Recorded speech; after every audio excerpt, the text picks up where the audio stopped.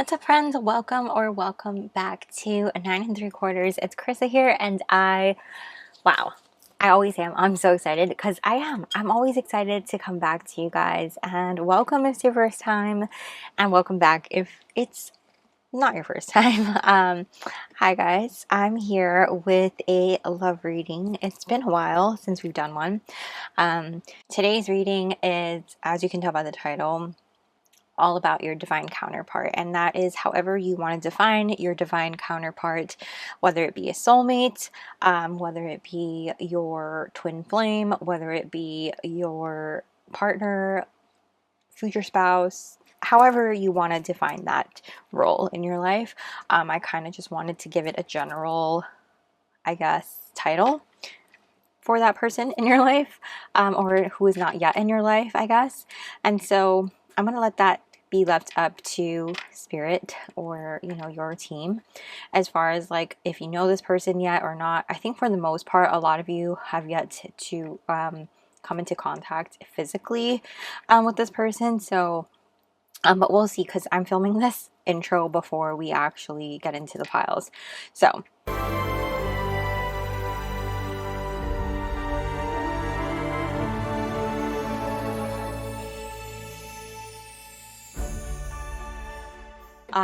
up on the menu, I had to write this down because we have a lot. It's like, it's going deep.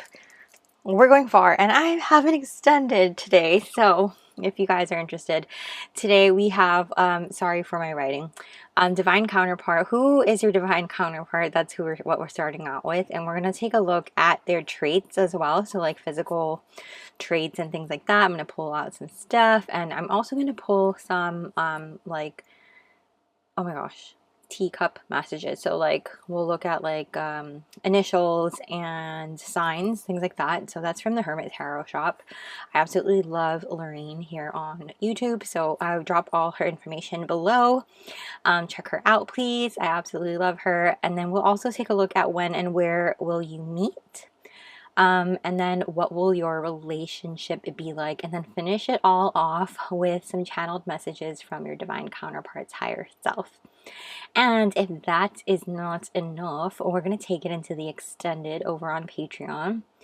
And that is going to be, we're going to take a look at, is there anything blocking or delaying this connection? And then are there any solutions? Like, how can we unblock those things? How can we, how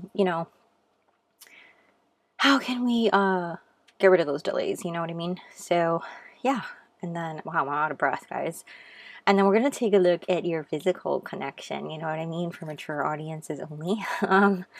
Like your physical encounter, that sort of thing. I have to be careful with my words here on YouTube with the new YouTube guidelines, but if you understand what I'm saying, you know what I mean. You know, like the passionate physicality of your connection. And then yeah, some charms and more channeled messages. And the really cool part about the extended is I believe I can do like music there, but we'll see how that goes, because I still upload it via YouTube, but it's just unlisted. So we'll see how that goes. But we're still going to pull, we're going to pull charms and more channeled messages over in the extended. If you're interested, it's going to be over on my Patreon, which is all linked down below in the description box if you're interested after this reading. No pressure though. But yeah, so getting into this, I just want to say thank you for being here with me. As always, please be careful of scammers out there.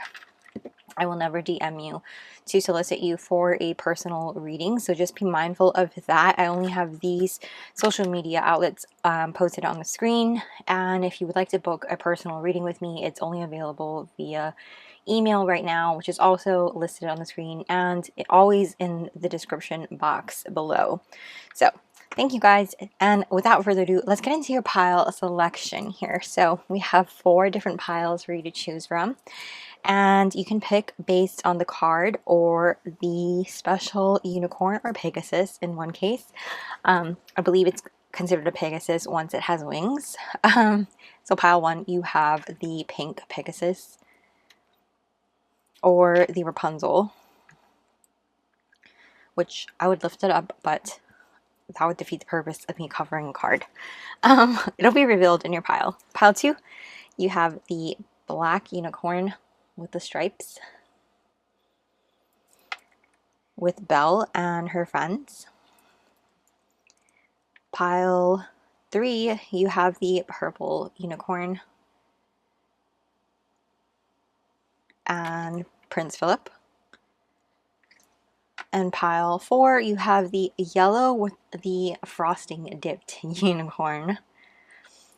And your card is Princess Jasmine and Aladdin. So as usual, you guys can pause the video here, take all the time you need to choose the pile you feel drawn to the most. If you're wondering what crystals are on top, they are all variations of rose quartz crystals. They're not different.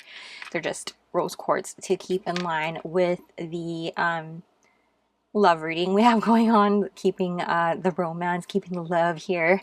And yeah, so thank you guys for being here. I will drop the timestamps below and see you at your reading. What's up, pile 1? If you chose this pink Pegasus or the Rapunzel card with, oh my gosh, what's his name? And I love Rapunzel. Oh my gosh, Pascal. Why did I blank out? If you chose Rapunzel and Pascal, welcome to your reading. Oh, I have a piece of wax under there. Candle wax, to be clear, not earwax. Just want to be sure that you know that. Welcome to your reading, guys. And yes, I hope you guys enjoy. I'm gonna actually put your Pegasus on my Umbreon here. I don't know if you guys like Pokemon, but I'm a little bit of a Pokemon nerd, and I don't know, I just felt like putting Umbreon here. Do you guys want to see? This is a really cool card. One day I will use Pokemon cards as pickle cards, like cool Pokemon cards like this. Umbreon's really cool. Probably one of my favorites. But anyways, I'm just being a nerd now. Getting into your reading, you guys. Let's reveal your card here, and then I have pre-shuffled oracles that also go with this. This talks about who your divine counterpart is.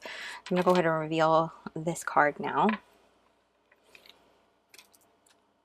So your card with Rapunzel on it is also known as number 19, Tower, 6 of Spades, Loneliness, Separation, Reflection. Okay, and this is different than Tower in like tarot, so I do want to comment on that. But here are your other oracles. Okay, let's reveal before I start channeling. We have Bear.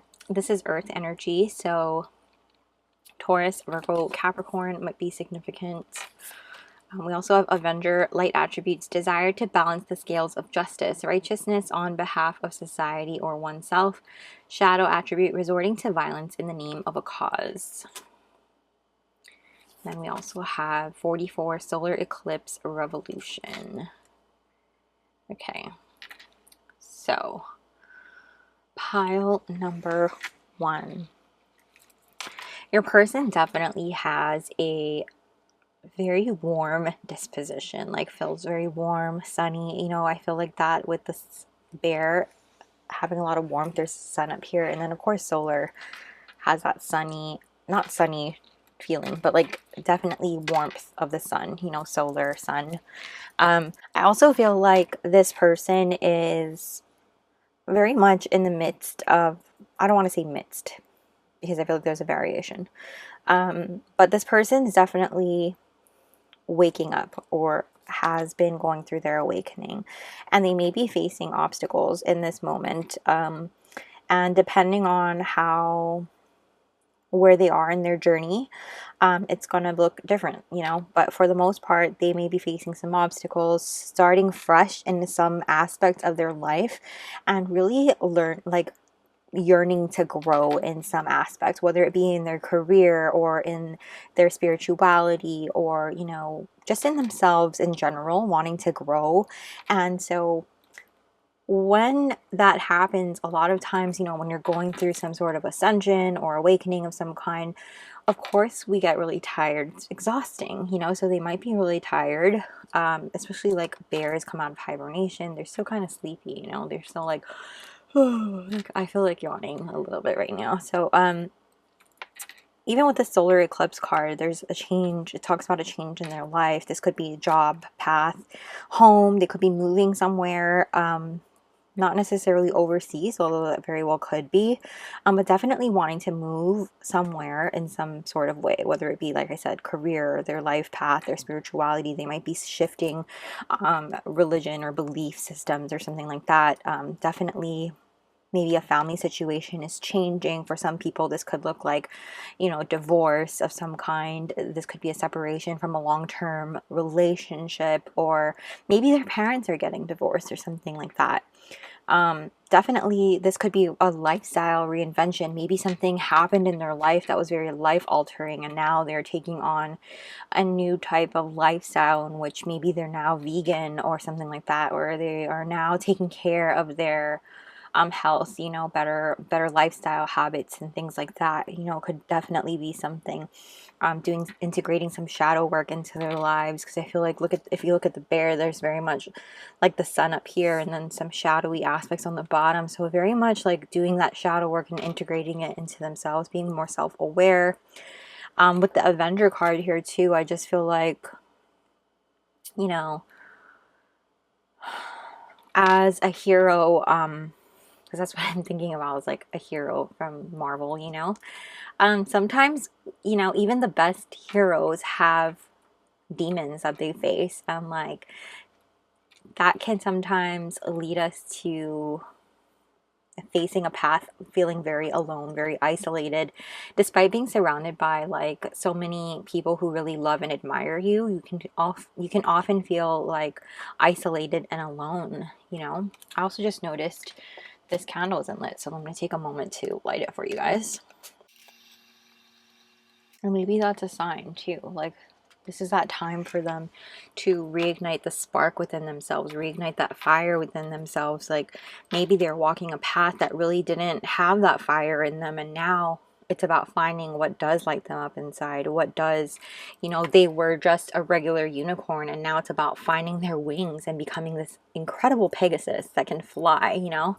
And so I'm not saying unicorns aren't incredibly magical, because they definitely are. I love unicorns, but like, there's also something really magical about Pegasuses, and I think they don't get enough. Is that how you say Pegasusy? Pegasusy or Pegasuses?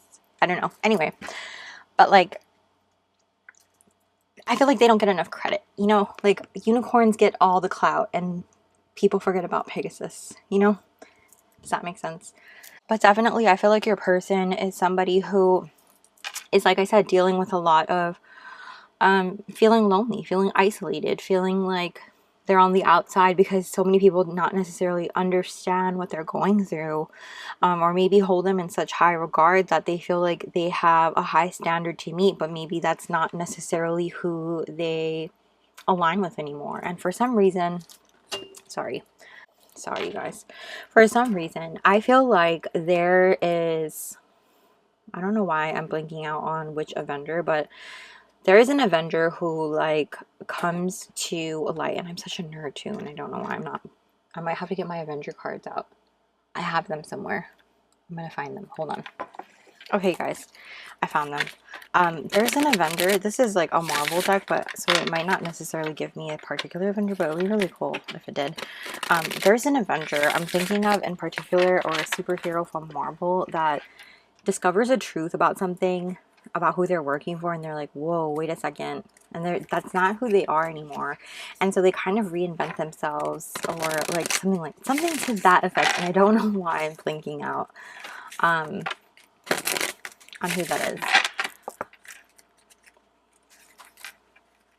Okay, tell me about pile one's divine counterpart, please. Who is pile one's divine counterpart?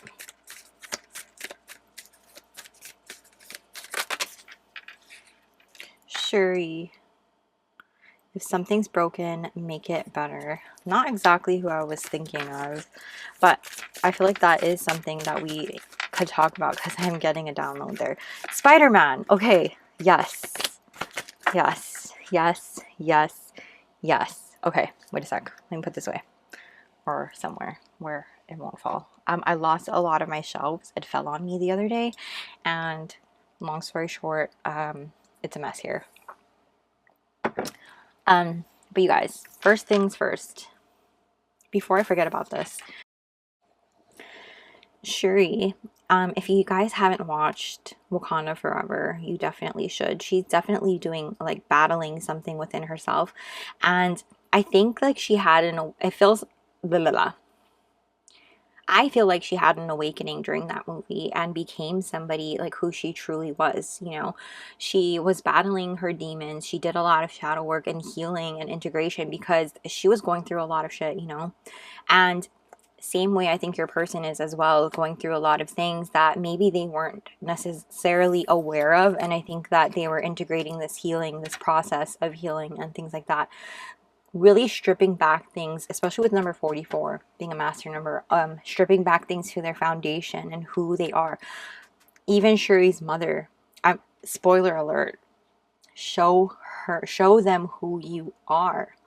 And I'm starting to tear up because I feel like that's what this person is doing, showing people who they are, versus like out of pain or out of something that they're going through, and putting on like a strong front. Sorry guys, this hasn't happened in a while. But she loved her brother so much and she tried to make things better, and she took on so much guilt. And so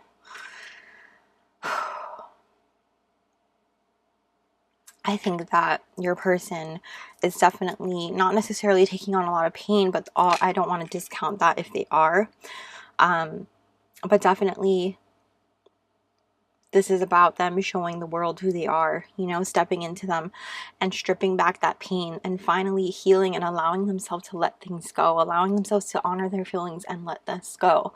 And then going back to this Spider-Man, this Avenger,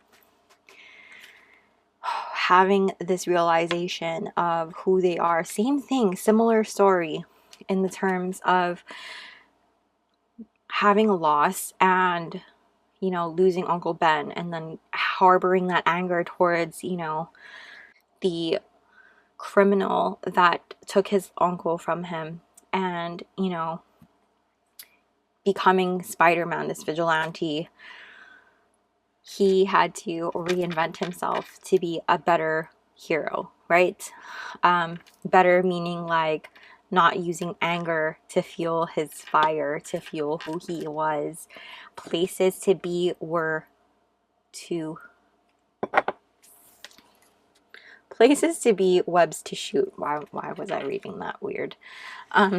Places to be, webs to shoot. And like, honestly, you guys, I think that this is just about finding balance in your life and in his or her or their life, and understanding that you don't have to just be all in on one thing or the other. You know, Spider-Man, Peter Parker can be a regular kid plus, you know, go after his dreams, study hard, be you know, a great nephew to Aunt May, and still be an amazing superhero and a good boyfriend, and like do all the things. Like, it's all about balance and moderation. You know, he didn't have to go hard into being just one thing or the other. And I think like it's about like life's too short, you know. You don't have to put so much pressure on yourself to be one thing, to only do one thing, putting all your eggs into one basket. And so this is who your person is like learning to be, growing into, and coming into their own. Same with Rapunzel too, you know, like discovering who she truly is and not, you know, being told all her life that she was something else that she wasn't, and then discovering that she was and had this, you know, a whole other life, and being able to step into that and take her power back. You know what I mean? So I feel like this is your person coming in to light and seeing that and finding that. But I feel like you want to know more, and I want to know more about this person. Let's get a little bit of these traits here. And then I also want to look at their personality and some tea leaf messages. So what can you tell us about pile 1's divine counterpart? So I have this in another deck. We have Hazel Eyes,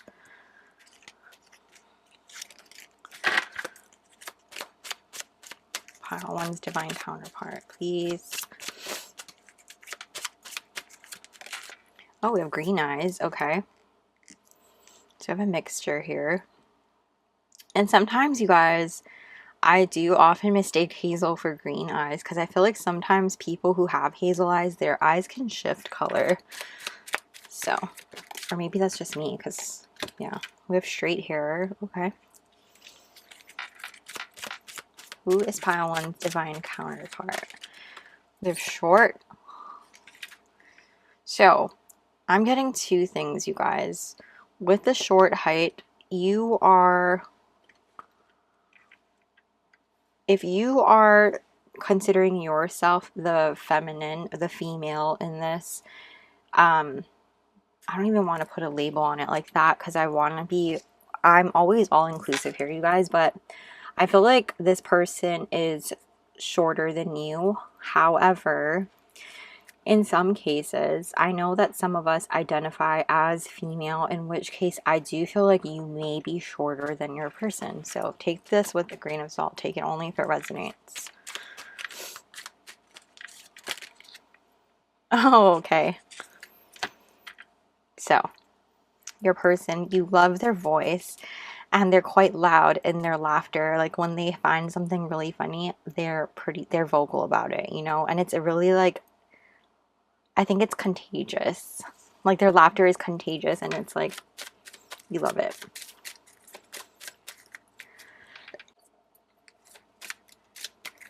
Pile one's divine counterpart. Please tell us about pile one's divine counterpart. Okay, brown eyes. We've got a lot of people watching this. Okay.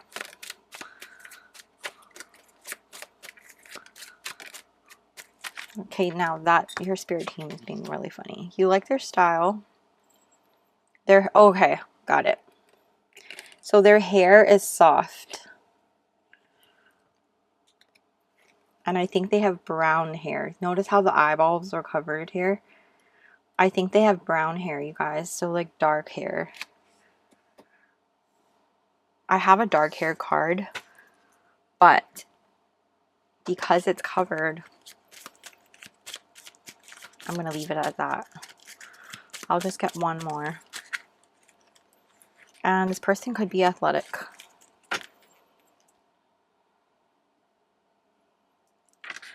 Fit, toned, athletic. They take care of themselves. Like I said, you know, maybe they're adapting that style, that lifestyle that we were talking about earlier, and definitely taking on that new role, you know, like taking on that lifestyle of being more health conscious, things like that, or they're just athletic in general, you know, they go to the gym, maybe they're just like taking care of themselves, that sort of a thing, and we like that, right guys? We like that. So let me grab these tea leaf messages, one sec.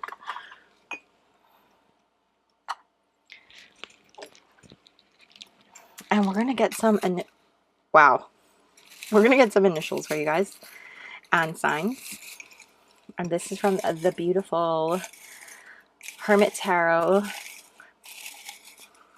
Lorraine, here on YouTube. I love her. You guys, please check her out. She's amazing. She's huge here on YouTube, by the way. I'm sure you guys have heard of her. I absolutely love her. I learned quite a bit from her, actually. When I was getting back into tarot, I relearned a lot of things. And she, like, I just love her. So that looks like a good amount. Let's take a look, guys. This is what popped out before I even started grabbing things. So let's look at this first. We have the letter E. Okay, E. We also have Z. K. W.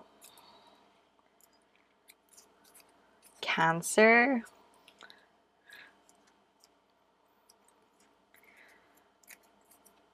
I.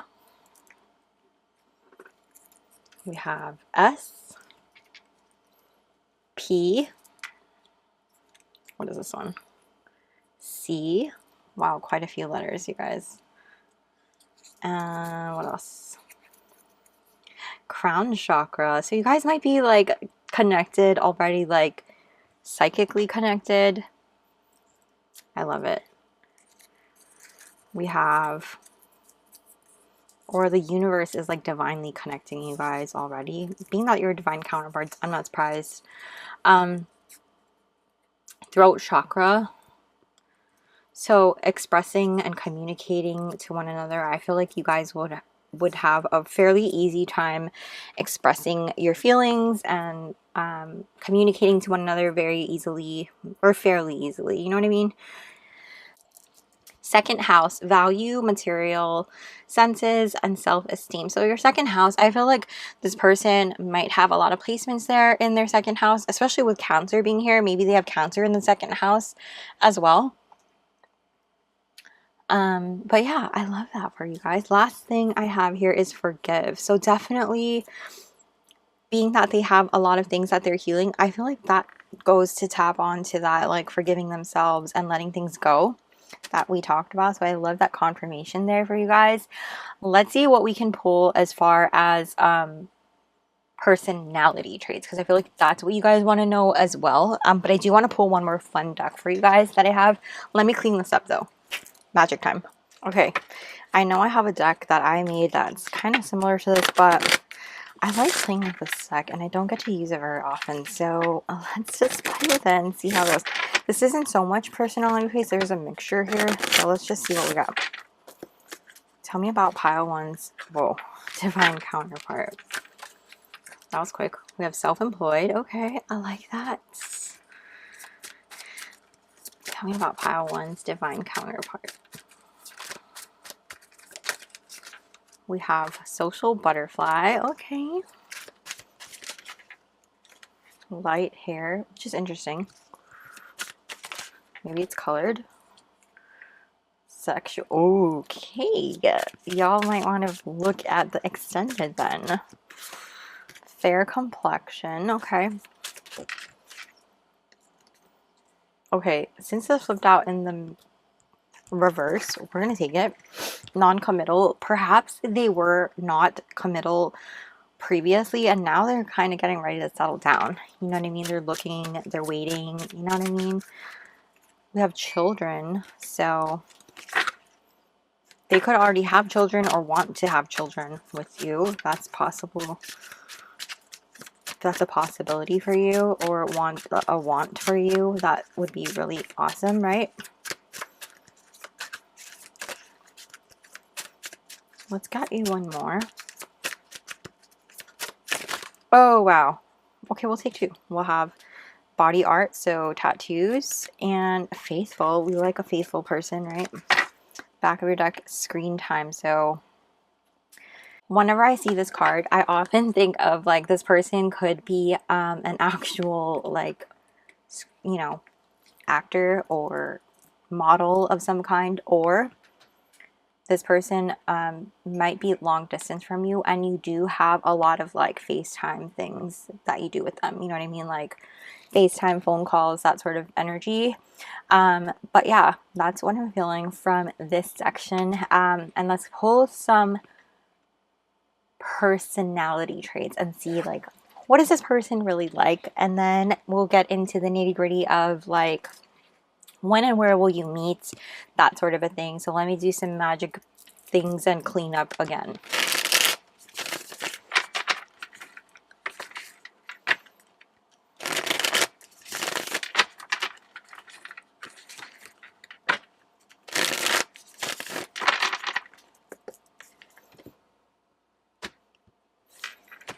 Okay, what is pile one's divine counterpart's personality like? What is pile one's divine counterpart's personality like? We have the 5 of Wands. What is pile one's divine counterpart's personality like? The World. What's pile one's divine counterpart's personality like? The Knight of Cups. What is pile one's divine counterpart's personality like? we pulled some stuff from up here, and I'm going to also, like, you'll see. One more. Queen of Swords. In the back of your deck we have Strength. Okay, pile 1. I feel like let's just talk about signs really quick. We already talked about earth signs with the bear. So that was Taurus, Virgo, Capricorn, and it's present again here at the bottom. We have Virgo with the 5 of Wands. Taurus is also present in the world along with the other fixed signs, Leo, Aquarius, and Scorpio. Knight of Swords is Libra, I think. Ace of Coins, which is Ace of Pentacles. We have the Capricorn, and Queen of Swords is air energy. So, again, Aquarius, Gemini, Libra, and then Strength, we have Leo. Again, so quite a few signs to draw from, and again, these don't necessarily have to be true, but there is a wide spectrum here to take a look at. But as far as like their personality, definitely somebody who has some confidence in them, you know what I mean?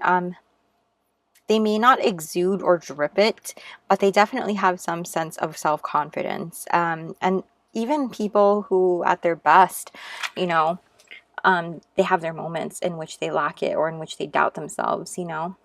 Even Spider-Man, you know, I feel like this person has very much Peter Parker energy. Very much like, you know, confident in some areas and less confident in other areas. And perhaps like, you know, stepping into his alter ego, he might have he or she or they may have an alter ego. I have reverting to he because I keep looking at Spider-Man and saying he. So I apologize, but this person may have like a bit of an alter ego in which they personify and step into in order for them to exude that confidence. And this tells me one of two things, because I'm being kind of shown myself in that sense, in which sometimes when we have like an extroverted introvert, is that the right way I'm saying it? Because I'm an introvert, but I can be like, if I step into my like alter ego, I can present as an extrovert. However, I also deal with like severe social anxiety at times. So it just kind of depends. But I feel like this person can definitely step into their alter ego, let's say Spider-Man, and they can be very comfortable in social settings, be very comfortable with meeting new people and being social and things like that, being, you know, exuberant and jolly and things like that. And I wouldn't go so far to say exuberant and jolly, but definitely happy and, you know, a nice person, a people person at that, like social and things. And like, you wouldn't even know, you know, you wouldn't even suspect that this person deals with anxiety and stuff like that. So I feel like that is something that they deal with and battle with on an inner world basis that people may not even know. They may have like a lot of things that they deal with in their mind and in their head that they may not necessarily share with other people. As well. And as far as like their personality, they're very logical, very intelligent, very honest and trustworthy. And I feel like that's why people are so drawn to them. Always like somebody who wants to learn more and knows that there's more to learn and grow, and you know, they never know it all. And I feel like that's what's even more attractive about this person, is that they never know it all. And that's incredible, you know. There's some people who are so highly intelligent that think they know all the answers and have that like Sheldon Cooper vibe, you know. And I love Sheldon Cooper, not to say that, but like, but what I mean is like they come off as like a cocky ass, but this person does not. You know, this person is like very much like, I don't have all the answers. I know that I'm smart, but I don't have all the answers, and that I still have so much more to learn, and they're willing to learn and grow. So I really love that about this person, and I can see why you do too, or will, you know. With that Virgo energy, I do feel like they do have a tendency to sometimes have perfectionist vibes from themselves. They may not necessarily require it of other people. They're pretty much like their own harshest critic in that sense, same way that Shuri is, in which she knows she can perfect her formulas and things like that. I think this person is that way on themselves. But like I said, I think that they're also somebody who really enjoys having a lot of fun, somebody who really enjoys having a lot of play and rest time. I think this person requires a lot of balance in order for them to be at their best and perform at their best. And so if they don't have that good amount of rest time, that good amount of play time, they become a really grouchy, angry bear, you know? Kind of like Pooh Bear, you know, like if Pooh Bear doesn't have enough honey and have enough rest, it's not a good Pooh Bear. So that's something as well. This person might have a sweet tooth.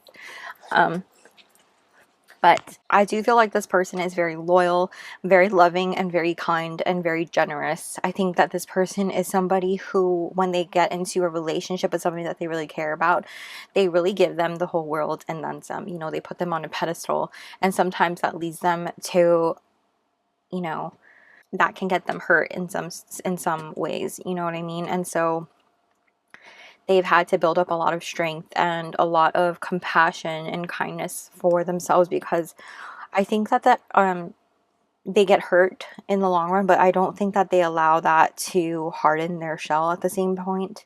I don't think they have that affect them in the worst ways. You know, I don't think that bothers them in the way that other people may be affected.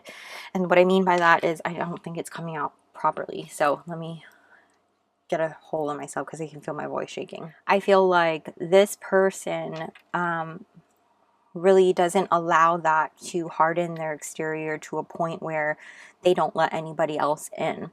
I do feel like they're very careful about who they let in, though, because of those things, because of previous experiences and because of previous heartbreaks.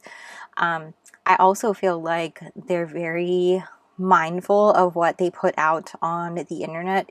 When it comes to social media and things like that, they may not be very vocal about like their life. They might be very private. So I wouldn't take offense if they weren't like, oh my gosh, look at my person. You know, I don't feel like they're that person in general. So I don't take personal offense to it. Don't take it personal if that's how they are when you do jump into a relationship with them. Like I said, I think that they are people who are more logical and more very much like thinking with their mind versus like with their heart when it comes to things. However, that doesn't mean they're cold-hearted or anything. I do feel like they do connect with their heart, but like when it comes to certain things, they think with their head first. You know what I'm saying? So there is that kind of energy there. I do feel like too that this person is so generous that if they saw that you didn't have anything to eat and they only had half a sandwich, they would give you that sandwich. This person is somebody who is not someone who would start a fight either, but they definitely wouldn't want to leave it brewing if there was something that was maybe like, you know, stirring away and they don't want to just leave it there. But they're not going to be somebody to rock the boat at the same point. I feel like if they know something's bothering you, they're going to try and fix it, and they're just that type of people. You know, they don't want to be the problem. They want to fix the problem.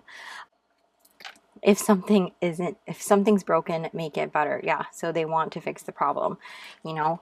And like to that same point though, they're not going to go looking for problems to fix. If it's there and they notice it, they're going to ask what's wrong. Does that make sense? But overall, I do feel like your person is somebody who's willing to, you know, figure out solutions, look for information rather than ask you for like, what is this? What is that? They're a go-getter, you know, they're somebody who's very much a go-getter. They're very resourceful and they're intelligent. They're honest. They're true. They're loyal, and they get things done and they make sure things are moving forward in the best way possible. So that's what I'm seeing for you guys. There's somebody who's warm, bright, and loyal and loving. So absolutely incredible energy, pile one. Let's go into the next section where we look at when and where you will meet. And I'm going to use a different deck for that.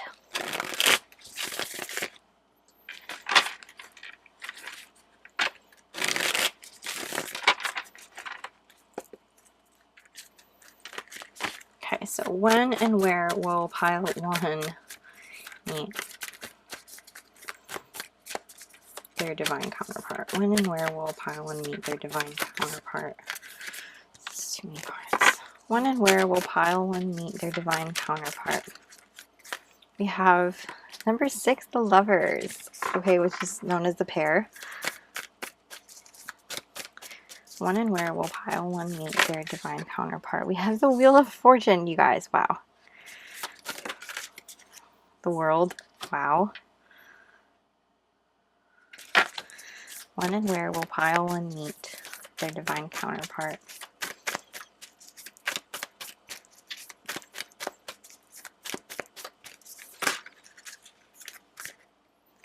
Okay, we have the Queen of Teacups. When and where will pile 1 meet their divine counterpart?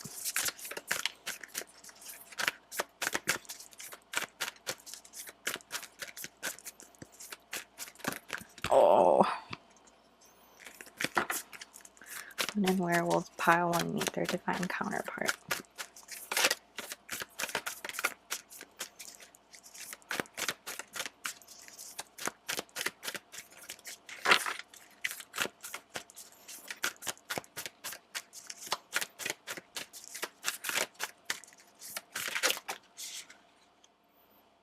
The 5 of Spears. The back of your deck is number 2, the mystery, which is the High Priestess. I just want to make sure. Is Spears swords? Yeah.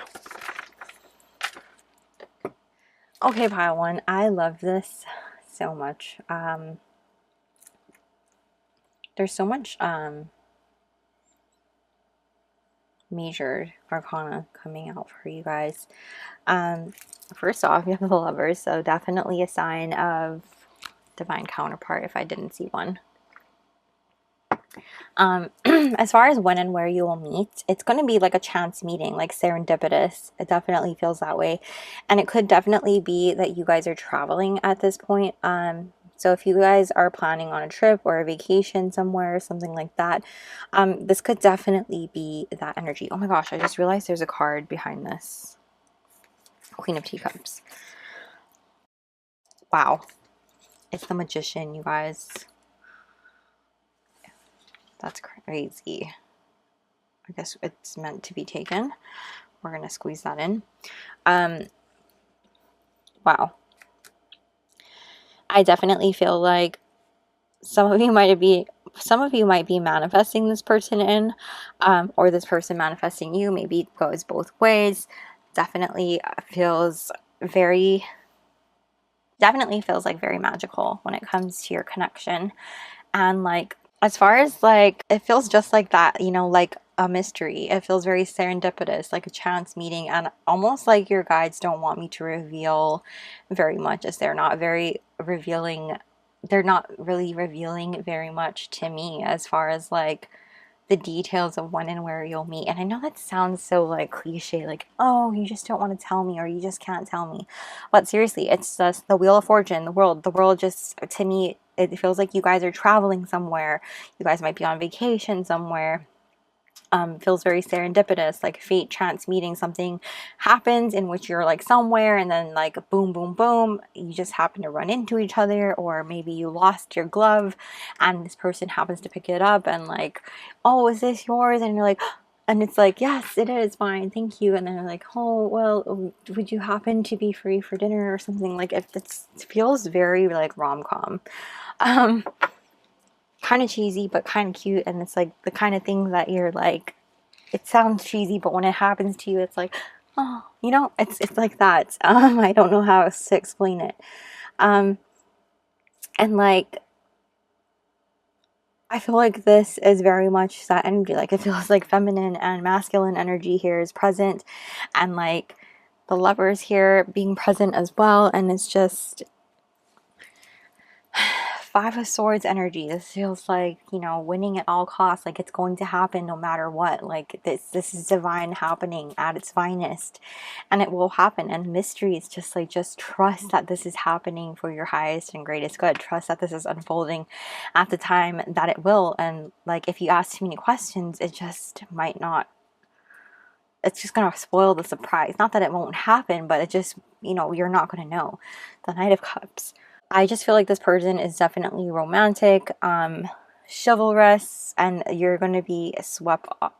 When I say chivalrous, sometimes I don't want it to be skewed as this person is the one who is sweeping you off your feet. I want you to also feel like maybe you could be sweeping them off their feet. You know what I mean? If you feel more comfortable taking on that role. So with that being said, you guys, like, I definitely feel, as far as like when and where you'll meet, it does feel like traveling. It feels like perhaps you or them is going to be on a trip somewhere. If you're planning to go on a trip somewhere overseas or something like that, or just on vacation, it's a chance meeting, serendipitous. It feels very serendipitous. I'm literally being shown serendipity in my head, that movie. If you've never watched it, go watch it. It's really good.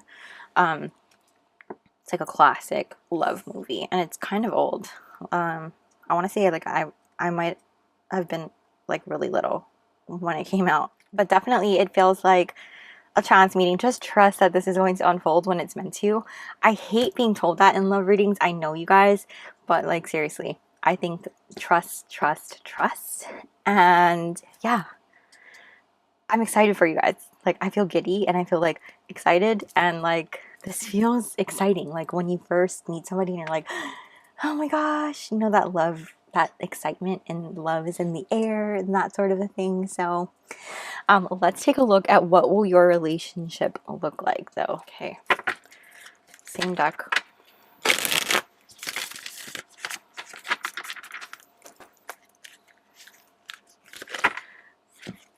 What will pile one's relationship look like with their divine counterpart?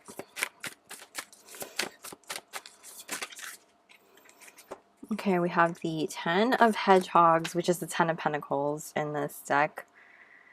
Amazing. What will their relationship look like with your divine counterpart? We have the 7 of Hedgehogs, which is the 7 of Pentacles. What will pile one's relationship look like with their divine counterpart? Wow, that's a lot.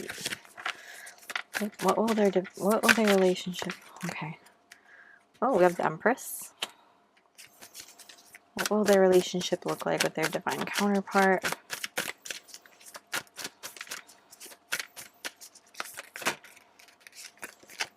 I'll take that. Oh, we have the Emperor. What will their relationship look like? Lots of Pentacles. The 6 of Hedgehogs, which is the 6 of Pentacles.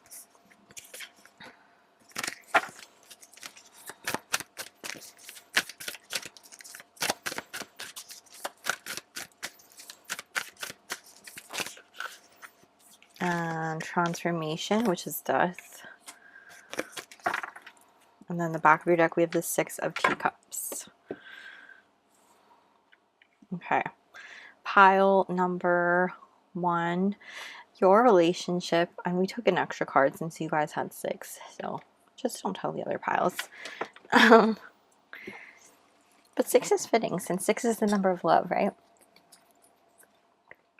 But I feel like you guys are definitely creating a legacy together. And that's going to look different for everybody in terms of like exactly what that legacy is going to look like, of course. But definitely creating something beautiful together.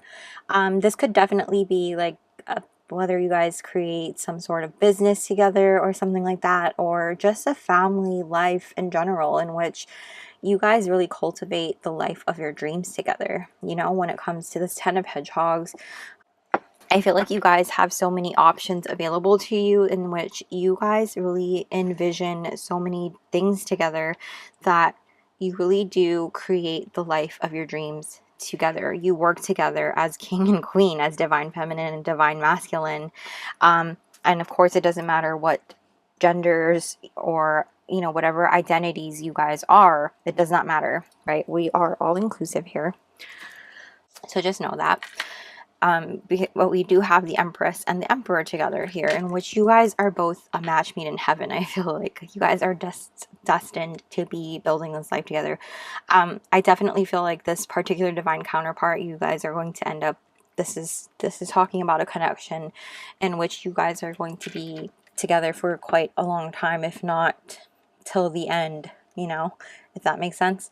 And so with the Six of Hedgehogs, I feel like this is also about you guys having the ability to really be generous with one another. You have 2 sixes. You had 3 sixes, actually, because you had the Lovers as well.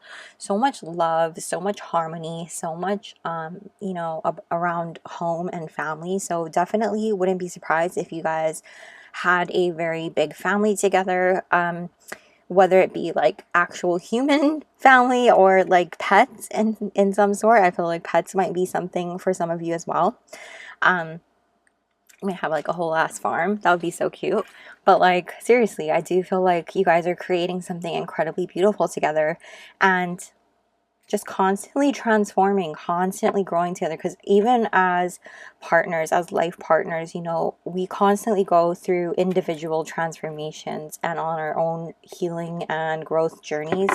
And I feel like within your relationship, you guys are also transforming together, constantly, you know, metamorphosizing. That's, I don't even know if that's a word. I always use that word, but like constantly metamorphosizing together and transforming from caterpillar to butterfly, and then like doing it again together and over and over. And I feel like as you guys do this, remember how you guys had the throat chakra come out earlier from your teacup messages? I feel like because you constantly have such great communication with one another, you're able to, you know, grow together. You're able to overcome problems, any tower moments in particular together. You know, you never feel lonely. You never feel separated. This person never feels isolated from the world, or from you and you from them, you know. You guys are constantly you guys constantly feel seen. You guys are constantly together in the healthiest way, in which you have your time alone when you need it, but when you feel like too alone and like no one's there, you always have somebody who's got you. You know what I mean? Like in the same way that Peter Parker has Mary Jane. And like the same, you know, and I'm talking like Tom Holland, Zendaya, Peter Parker. Like that's the cutest thing ever, you know? And so I just feel like this is a really great connection. You could definitely be past life lovers as well with the Six of Teacups, in which you guys were not able to, like, perhaps some of you didn't get to finish out your, you know, love in another lifetime, and now you're coming back and able to do it this time in a better way. And for others of you, this could be somebody that you've known from childhood as well. I know first I was saying like maybe some of you have not met this person, but I definitely feel like with the Six of Teacups coming out here at the back of your deck, this could be somebody that you knew like from school. Even with that Peter Parker reference, it could be somebody that you've known from school too, you know. Or the Four of Wands. We have the Four of Wands behind that, you guys. This is like that soulmate energy. This is that like twin flame soulmate energy that's beautiful, and it's here for you, and I just love it. You guys, your life together is just going to be filled with like happiness, celebration, love, so much generosity, in which you guys understand each other's love languages. Our love languages are constantly evolving as well, and I think that this person understands that. You understand that, and because of that constant communication in which you guys communicate and you understand that, you guys for the most part don't have very many arguments, and when you do, you talk it out, you get through them, you get over these. And 6 is also a number of communication, problem solving, cooperation, harmony. I talked about this. And so you guys always finding solutions, different solutions to things. You know, with the Seven of Pentacles, it's about patience. It's about you guys putting in the work and knowing that nothing great comes easy. And I'm not saying that your relationship is going to be hard, but there will be moments when it does feel hard, when it is difficult. You know, not every relationship is rainbows and butterflies, but for the most part, I feel like yours is definitely one of those lucky ones, you know, one of those great ones that, I don't like saying lucky, but one of those ones that are like the ones that people aspire to have, the ones that are like, that kind of love exists, and you're like, yes, that's how love is supposed to be, you know, in which you talk things out, in which there's like, you don't have those toxic things that you have going back and forth in which you gaslight one another, or there's no, you know, there's not that kind of feeling anymore. This is like a grown-up relationship. And so I feel like that's what this relationship is. That's what you have to look forward to, pile one. I'm so excited for you guys. Wow, I'm excited. I hope you guys are excited, because I'm like, I'm just, wow. Let's move into the exciting part where we get channeled messages from your divine counterpart's higher self. Okay. What does pile one's divine counterpart want them to know, want to say to them? Oh, did something flip? You can clearly hear me when I speak to you on the 5D level. Yeah, that's that crown chakra, you guys. Wow. Oh. We also have, we met at the right time. You guys, that's the divine timing. Trust me. Trust that divine timing. We can sit together in silence that you know what I'm thinking. Yep. What does pile one's divine counterpart want them to know? I feel calm and at ease when I'm with you. We also have, I had that thought and you spoke it into the 3D. This pile ones. My worldview is positive and more understanding. Everything just feels right in this relationship. What does pile one's divine counterpart want them to know?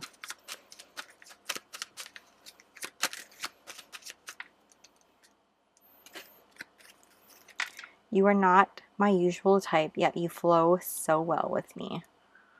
Wow, I love it. Do I have another one that floats? Yes, I do. We both came from similar past love experiences that needed healing, and you are my peaceful space. Back of the deck. We healed, we forgave, we released the past, then we met. Wow.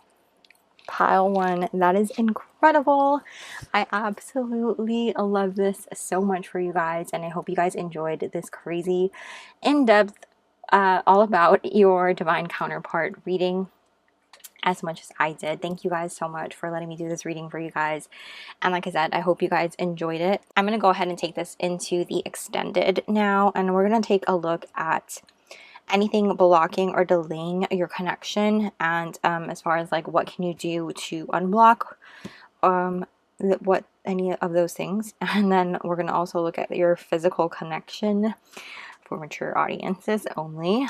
It's going to be 18 plus, and so we're going to take a look at that, as well as pull some charms and more channeled messages from your divine counterpart. So it's going to be really fun, and I'm going to have that over on Patreon, so please go and check it out over there. And yeah, that will be dropped down below in the description box. And yes, but yeah, if you guys are leaving me here, that is totally fine as well. Please go ahead and smash the like button and comment down below a bear emoji so I know you're from pile one. And let me know how you guys enjoyed this, and I hope you guys enjoyed it. Also would love it if you would be so kind to join our family here. Hit the subscribe button and the bell notification so you don't miss a beat. And again, I'll also be linking my Patreon down below, where not only you will be able to access the extended readings, but but also exclusive content and weekly energy readings not available here on YouTube. So thank you guys so much for being here with me. I hope you guys have a magical day or night whenever you're watching this, and I will see you soon. Bye! What's up, pile 2? If you chose this black unicorn and or the Belle and her friends card, welcome to your reading. I'm gonna go ahead and put your unicorn on my Umbreon card over here. I'm a little Pokemon nerd as well. Umbreon's one of my faves. But we're gonna reveal your card now. Pile 1 got my little spiel about Pokemon, so I'll save you. But I'm gonna reveal your card now, and your Belle card has the sun on it. I'm gonna put your rose quartz here, and moving this part here, your card is also known as 31, Sun, Ace of Diamonds, Optimism, Victory, Fortune. So this is the Lenormand card as well, I believe. And then I have other pre-shuffled oracles for you as well, somewhere. Ah, found it, I think. We have the Dolphin with water energy. So Cancer, Scorpio, Pisces. And then for the record, this part of the reading is your divine counterpart. Who is your divine counterpart? So just thought I'd put that out there.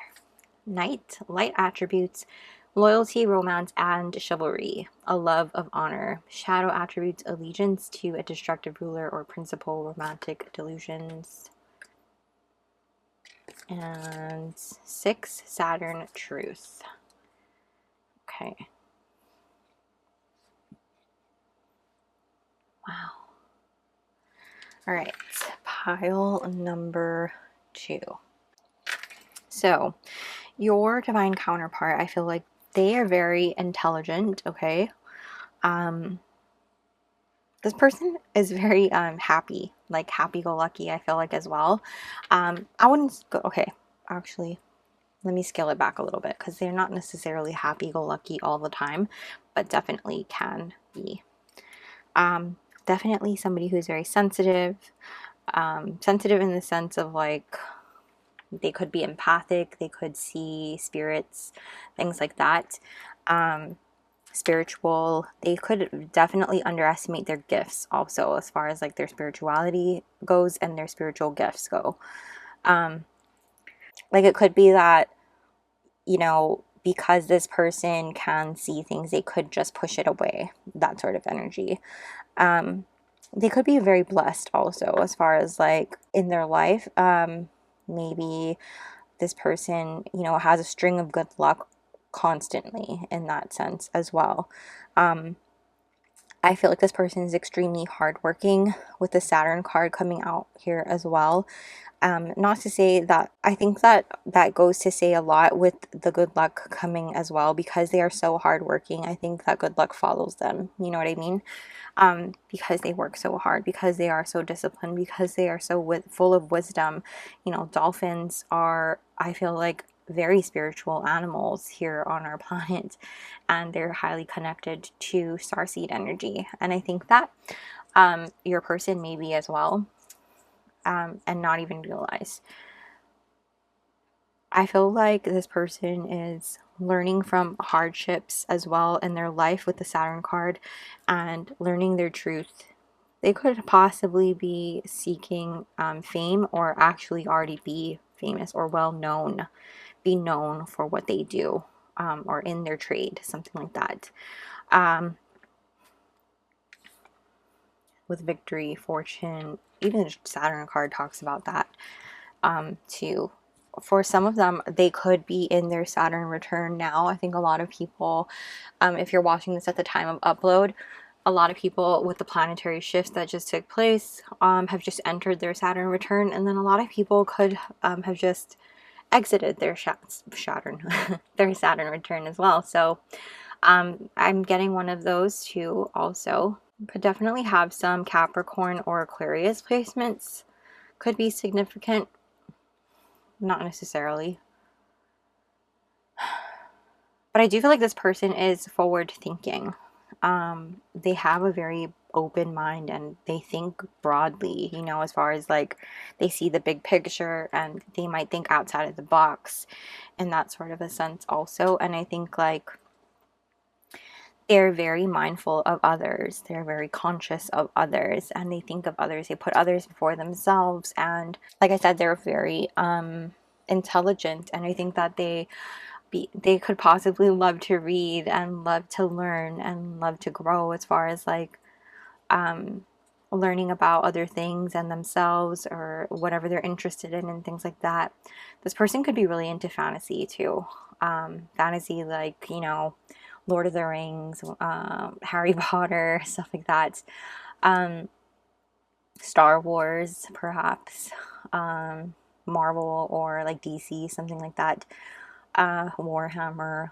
But yes, they're very kind, very giving, very generous and loyal. I feel like this person is definitely, I don't know why I'm hearing Dark Horse by Katy Perry, so that might be a significant song for somebody watching. But definitely a lot of that coming to mind when I'm seeing your person. Very playful energy as well. And somebody who is very, like I said, kind, and they're not afraid to stand up for themselves or other people.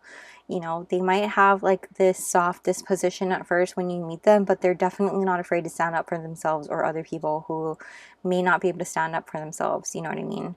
And so I really feel like people admire them and people really look up to them, and there's a reason why they're so respected in their trade or in their profession or in, you know, wherever they are, like perhaps like what they do, or for, you know, if they play a particular sport or something like that. I feel like they're very respected, very looked up to, very popular, something like that, because of this person's nature. You know, they're very,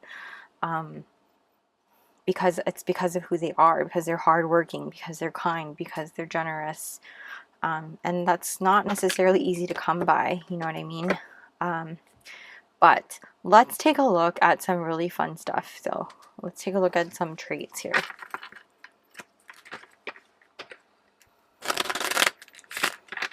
I also feel like with the sun, this person definitely is glass half full type of person. They are very realistic at that same point, but they definitely like to look at the brighter side of things, you know?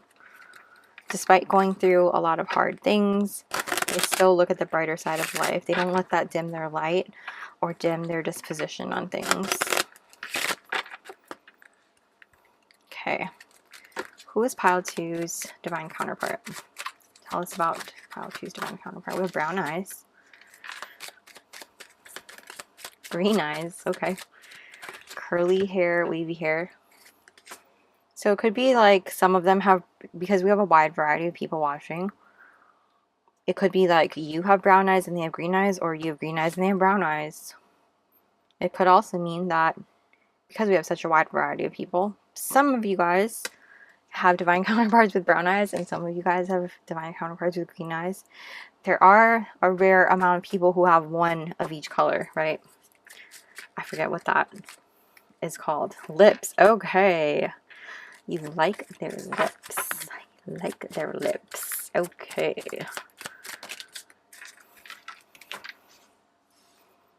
Long hair. This is too many cards to take at once for me. Tell us about pile two's divine counterpart, please. Who is divine? Who is pile two's divine counterpart? Okay. Glasses. And then we also have short in height, so they could be shorter than you. So sometimes when I get this card though, the way I like to tell a lot of my readers, a lot of my clients are that if you are, let's say you identify as the feminine in this, or yeah, I guess that's the best way to put it, because I'm all inclusive here, right? I would say that, like, or let's say you identify as the masculine in this, then obviously your person is shorter than you in this case. But if you identify as the feminine, then I would say you may be shorter than them. You know what I mean? But I would say take that with a grain of salt. Dark hair.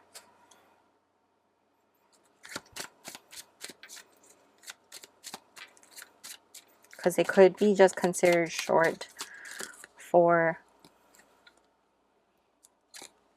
like, I don't know, when you meet them in the crowd, out of the people that you meet in the group. You like their body, okay? You do like their body. I think I'm taking more cards than I did for the other group, but it's fine. Okay, you like their voice. I put that in there because there is something that I like about other people's voice. Like that there sometimes you find someone's voice very attractive, and it could be, oh, we got bold behind that. Somebody very bold. This could be confidence. We'll get one more. But what I mean by voice is like accent, tone. But like, for example, because you guys know I like giving examples of my dream guy. What smell? Like the way they smell. That's awesome. They smell good. Okay, we like a good smelling guy or girl or person, right? We like people who smell good, right? We don't want smell. Anyways, when I put smell, I mean you like the way they smell, obviously. Not the way that, like, they don't smell bad. Otherwise I would say smelly. You know what I mean? Anyways, with the voice thing, obviously, I have a thing for Henry Cavill. And his voice is just so, like, alluring. I love his voice. Not just his voice, but like his accent and just, yeah. Anyways, guys, getting off track because I could talk about him all day long. I'm going to pull some tea leaf messages from the wonderful and beautiful Hermit Tarot here on YouTube. Lorraine is absolutely amazing. I'm putting her information in the description box. Please go check out her channel if you haven't already. She's absolutely incredible and magical. I love her so much. But we're going to get you some tea leaf messages. Who is Pile 2's divine counterpart? Tell us. Give us some good info. Here we go. Just going to randomly mix and grab. Let some things fall out and grab. Okay. I feel like that's a lot, Pile 2. Like a lot. More than Pile 1. So, shh. Don't tell them. Okay. We have J. We have N. We have K. Any other letters? We'll see. We have happiness. Okay, see, I told you this person's happy. X. Interesting letters, guys. V. Sleepless. I just heard there's a lot of sleepless nights. Throat chakra. Okay. I feel like with throat chakra, there's a lot of great communication between the two of you guys. We also have third eye chakra, so you guys are probably already intuitively, psychically connected. We have Scorpio energy. Love it. Which is already there with the water sign energy from the dolphin. First house, self, new, and firsts. Okay, maybe Scorpio first house might be a thing as well. Second house or Scorpio second house. Value, material senses, self-esteem. Virgo, okay, it could be Virgo second or first house as well. Third house, okay. Communication, which I was telling you about, community, siblings. This person could have siblings as well.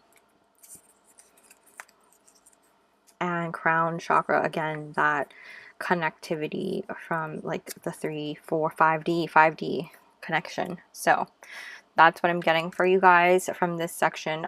Because I'm going to shuffle out more cards, I'm going to put these bad boys away for a sec. So give me some time to do some camera magic and you'll see these things disappear in a sec. Okay, pile 2. These cards are slightly different than the ones that I made. I bought these after I made those these ones, but they're really fun. I don't get to play with them very often, so I wanted to bring these out. They have some traits and some cool things. Ooh, sexual, okay. I did see that tea leaf message come out about sleepless, so you might have some sleepless nights because you're kind of getting busy in the bedroom. Saving that for the extended. Dark complexion, okay, I love that. Melanin blessed, all right. Introvert, okay, see what I mean about how like sometimes, oh, did I not talk about that in this pile? That was the first pile, just kidding. Yeah, introvert. Non-committal, okay. Non-committal.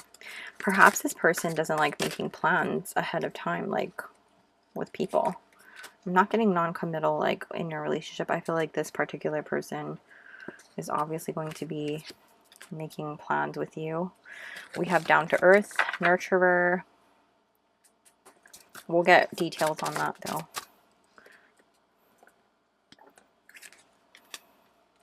I think they haven't been able to settle down with anybody previously, and it's not until like now that they have this Saturn return, you know, knowing their truth and who they are, that they're able to make a commitment to somebody, like a serious commitment, you know what I mean?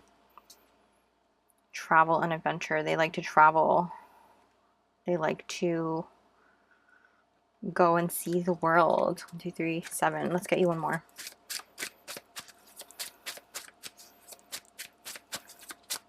Tell us about pile 2's divine counterpart. We have science and tech. So this person, like I said, might be into fantasy, right? Gaming. Petite. Okay. Not necessarily like on the bigger side for whatever that person is considered, like whether they're considered a masculine or a feminine, or they're not necessarily like the biggest person, you know what I'm saying? Children at the back of your deck, pile 2. So perhaps they have children, or perhaps children could be in your future for some of you guys, if that's something that you are thinking about. Very exciting for you. Let's go ahead and pull some tarot and get some information, more information about their personality, because we got some up here, but I want like a little more details. Okay, pile 2. Let's see here. Tell us about pile 2's divine counterpart's personality a little more, please.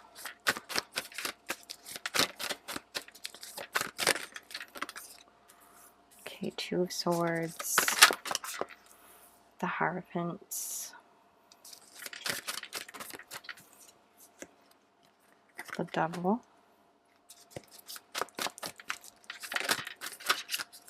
okay, I have the 6 of Coins and the Chariot. Behind we have the 7 of Cups. Okay, pile 2, your divine counterpart. I feel like they definitely think about their decisions, think about what they do before they do it, and oftentimes they may have a hard time making decisions. I think that they are somebody who enjoys being, I don't want to say enjoys being the boss, but because it says world's greatest boss, I do feel like they could have a profession in which they are the boss, and they are like maybe corporate in particular, but definitely somebody who follows the rules and likes structure. Definitely could be someone who is a teacher, somebody who, okay, I take it back, they're not necessarily corporate. I don't feel like all of them are corporate, because I'm getting more like teacher mentor vibes. So I'm getting 2 things. This person could be a teacher or a professor of some kind, and this person could also be a boss in the sense of like they have people who look up to them and admire them and such, that they mentor people who are, you know, work under them in that sense. So like, you know, there's like rules that need to be followed, there's structure, there's procedures and policies that they have to keep in place. And so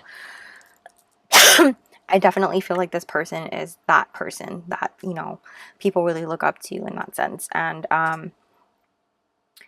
with the Six of Pentacles here, I'm going to jump over the Devil because I do have some thoughts. I feel like this person is definitely very generous. People love and admire that. I think I talked about that earlier as well. Very generous, and they get things done in a way that, you know, they move forward, they move the ball on things. Like I said, a hardworking, earlier, that was a thing, hardworking, and they could get down on themselves when they don't achieve certain things, but because they work so hard and they have people who look up to them, they definitely have a team of people who are supporting them as well. I also feel like because the Devil card is here, that sometimes they have some habits that can get the best of them, but for the most part that they work hard to overcome these things, and they don't let attachments keep them held back, if that makes sense. And I feel like they're not afraid to go to the darkness. They're not afraid to you know, to do the shadow work, to why are words so hard right now? They're not afraid to do the shadow work. They're not afraid to incorporate that part of themselves into who they are, because they know that they need that aspect of themselves to be a better them. Does that make sense? I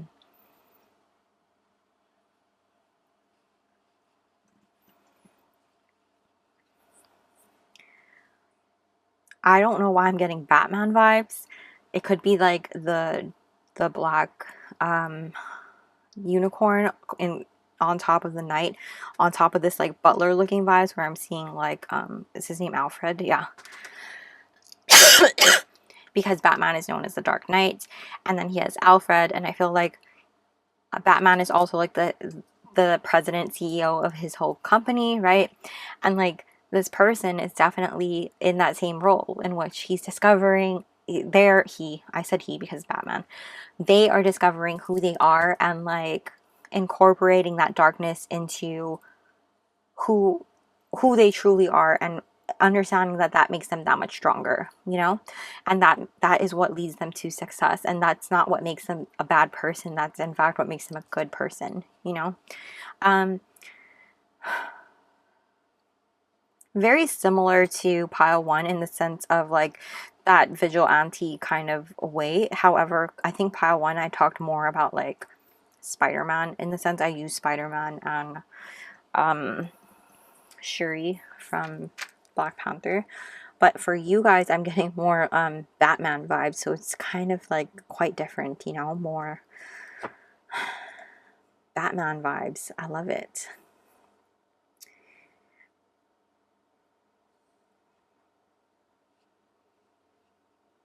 But like I said, this person may have trouble making decisions, may have trouble, you know, deciding what's best, and like leading with their heart or versus leading with their head. Which cup do they pick? You know, it's that kind of sense. And like, what choice do I make? And it could be because they made a choice before that led them to the wrong choice.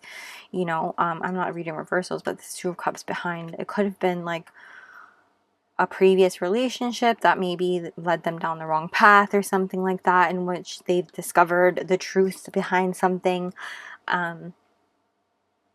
Maybe they stayed true to somebody who wasn't necessarily true to them, or who, you know, just really did them dirty. You know, I feel like that's something very much like, you know, maybe that was like a very toxic situation for them, and now this is about them growing and learning from that and seeing that not everybody is like that, you know. It could have been something to that extent. Now it's about learning and healing and growing from that. And like I said, a Saturn return is not easy to go through, not easy to navigate and heal through, especially if you're going through anything like a dark night of the soul, because I'm hearing that as well. So just definitely keep that in mind when it comes to this person, giving this person some grace and space. I feel like everybody deserves a little bit of that, but I feel like this person, for their personality, for the most part, they're definitely somebody who is very hardworking, very diligent, very loyal, and very chivalrous, very successful at what they do, and very driven and motivated to achieve, you know, whatever it is that they put their mind to, whatever goals they have in mind, they achieve it no matter what. And like I said, they're not afraid to face their inner demons. They're not afraid to bring that up to the surface and to do the shadow work. They're not afraid to alchemize that and become, you know, grow and evolve. That's the word I'm looking for. But let's move in to the next part, which is when and where will we meet? Okay, let me do some magic. We're gonna use a different deck.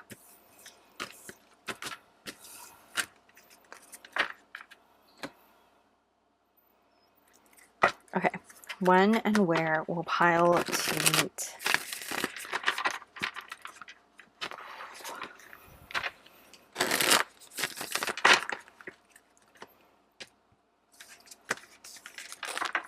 When and where will pile to meet their divine counterpart?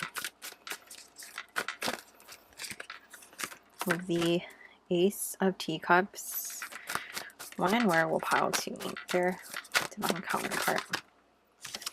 The Knight of Swords, when and where will pile to meet their divine counterpart? The Ace of Swords, Ace of Spears, when and where will pile to meet their divine counterpart?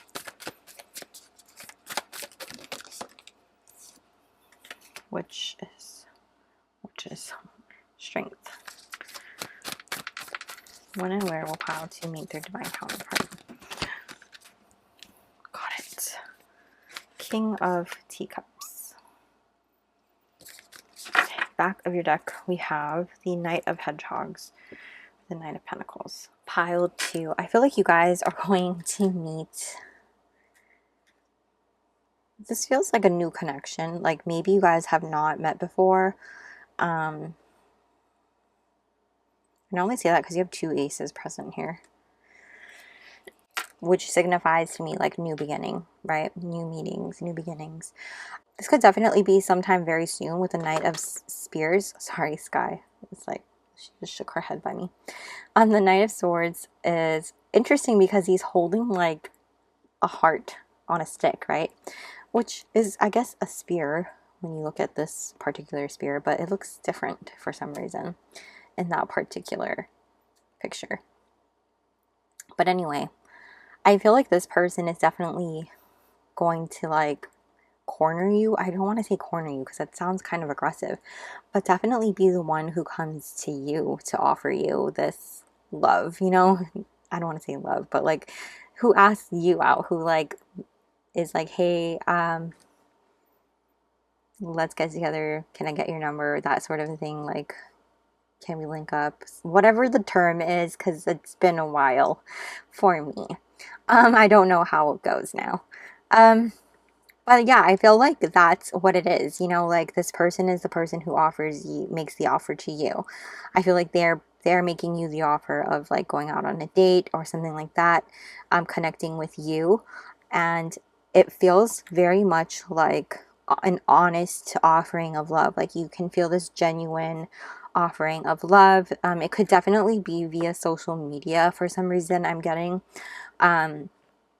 just because like swords make me think of air, and air is obviously like makes me feel like in the air, so I feel like that is very much what is it called, like internet, you know what I mean? And with a strength card, it's very like confident, very like bold, very like I got this, you know? And so I think this person is very much like, even with under the sun, you know, like this person is confident that they got this and that you're going to be like, okay, sure, you know? Yeah. So, and I really think that's interesting. King of Teacups too. just very much not like aggressively asking you on a date or anything like that, or for your information, but definitely in a manner that is very like sweet and, dare I say, loving. I think if I use the word loving, it sounds like, whoa, you know, but like this person is very much in touch with their emotions, very much in touch with your emotions, and can pick up on your cues and things like that. Knight of Hedgehogs, which is the Knight of Pentacles. This is somebody that it's probably going to be slow and steady, you know, like despite them asking for a date really quickly or something, like to hang out really quickly, because they really do like your vibe. Like as soon as they meet you, they're like, that's the one that I want to start dating. Like they're very interested in you right off the bat. Things may be slow and steady to start. So I feel like as far as where and when, this feels like it starts off on the internet or social media or something like that. But definitely like could be a first time date, like in person, where they pick you up at your house, something like that. I feel like it's more so like they pick you up at the door versus they meet you somewhere, if that makes sense. Not to say that it's not this person if you don't meet somewhere, because I understand like in today's day and age it's like perfectly normal to meet somebody somewhere, but yeah, I definitely feel like it's going to be via social media or via like on the internet or something like that. And it could even be like somebody introduces you. Yeah, I feel like that's what it is as far as like where and when. And yeah, it feels like a slower start as far as like once you do meet. This is like a slow and steady build. What's behind this? Ace of Pentacles. Yeah, slow and steady build. Something that's solid, something that's going to last. Very new beginning. Very much, you have like 3 aces. Very new beginnings, very potential. Like this is just, I love it for you guys as far as where and when. Let's clean this up and, oh, not clean this up. I'm actually going to shuffle out more cards and get what will your relationship look like together. I forgot we did not talk about timing. So Ace of Teacups and Ace of Spears would be my timing. I would say this could be as soon as like, depending where you are in the world and the time of upload, right? So this is a timeless reading. So depending on when you're watching this, this could be as soon as Cups would be a month. Swords would be a week to a month. However, if you look at the what is it called, seasons, then of course swords would be springtime, and I believe cups are like fall. And then at the back we did see the Ace of Pentacles, which would be a year, right? And that is also known as winter. So there's a wide variety there, you guys. Not gonna lie, I do want to preface too by saying like time is not linear and it will vary based on free will, based on free will, and people do have you know, can choose, their timelines can shift and things like that. So take that with a little pinch of salt, okay? But what will pile choose relationship be like with their divine counterpart?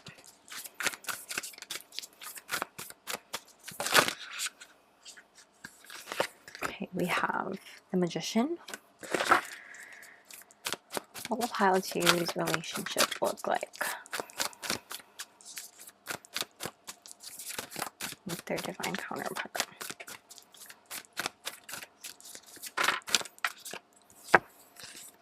The Knight of Teacups.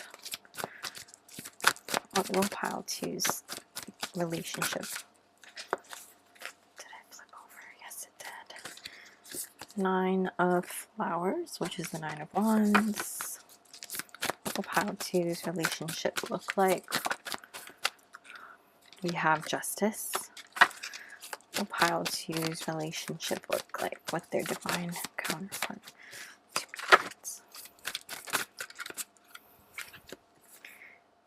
9 of the Hermit. Back of your deck, we have the 2 of Cups. Okay, I like this. Pile 2. Okay, so it looks like your relationship is going to be really cute, honestly. I mean, there will be times when you guys may have your guard up, may need some time and space from each other, but honestly, what relationship doesn't have that? I think you guys will have boundaries and respect those boundaries with one another, with this Nine of Wands being here as well. I also feel like you guys are very balanced when it comes to your connection, you know, with these boundaries being up. I think that balance is very much a key point in your relationship since it's showing up here with justice, you know. I feel like you guys take it seriously and you guys ensure that you give each other space when you need it with the Hermit card coming out. I think like you guys understand that not every relationship needs to be attached at the hip and things like that. There's a healthy balance between, you know, doing things together and also doing things separately, having times where you go out together and having times where you go out separately with each other's friends, you know. And so with that being said, I also feel like you guys are very trusting of one another, very honest, very communicative, right? There's truth in here, you know, for a good reason. I feel like you guys are very honest with one another and very communicative with one another as far as like, where are you going? You know, you don't even need to know the details because there's so much trust involved and the boundaries are here. You know, you guys know one another as well, you know? The Knight of Teacups here, again, Knight. You know, I feel like this person's very chivalrous, very kind, very loving, very romantic. And they give you what you need when you need it, and you them. I feel like it's reciprocated. You know, with this Two of Cups here, I feel like it's a really great friendship at the heart of it.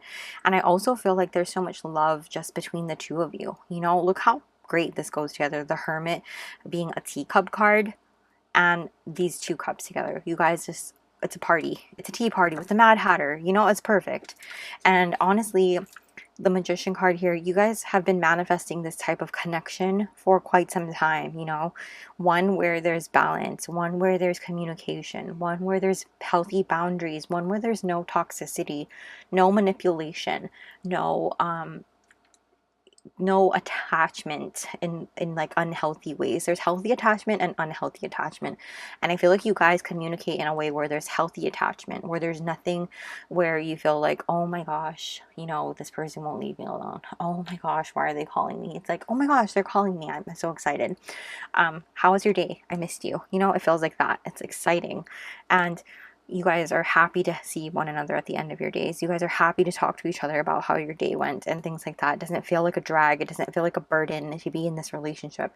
It feels happy, the sun energy, you know, very balanced. You learned to grow together. It's like Belle and the Beast, you know, it's like a healthy balance. You guys grow and have been able to like integrate your shadows, integrate things that you've had to work on individually and together as a team, you know? So that's what I'm seeing here for you guys. I love how you have double nines as well here. It's about fruition, attainment, fulfillment, and I think you guys attain things on an individual level and as a couple.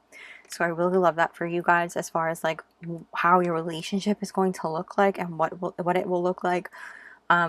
Rooting for one another individually, like what you have going on in your individual lives, as well as like what you guys have going together. You know, it's very important to have goals as a couple and goals, you know, together, as well as individual goals. So being a separate identity other than as like the two of you, you know. But I see that this is going to be a very incredible relationship. So super excited for you guys, pile 2, and I think you guys are excited too. So super happy. I feel like this is an exciting relationship. Even this like ostrich umbrella dude is excited for what's to come. Like not worried about the rain that's coming, just excited for whatever weather gets thrown your way, you know. You will face it, and you will face it with a smile because you know that you can get through it. You know what I mean? That's what I feel like. So let's go into channeled messages from your person's higher self, your divine counterpart's higher self.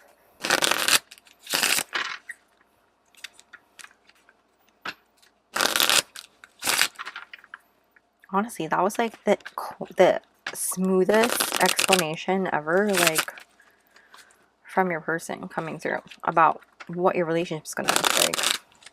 Not saying that this is going to be super easy peasy lemon squeezy, but like, because I don't think any relationship is easy peasy lemon squeezy, but like, I feel like you guys are able to transmute so many things that it's not going to be so difficult where every single day you're fighting and things like that, because it shouldn't be that way, you know? I feel like this is an actual relationship where you have grown-up conversations and you respect one another on a whole nother level, you know? What does 𝒕𝒐𝒔𝒔's divine counterpart want to say to them? Whoa. That one part where it flipped. Let's reveal this first. We met at the right time. You are not my usual type, yet you flow so well with me.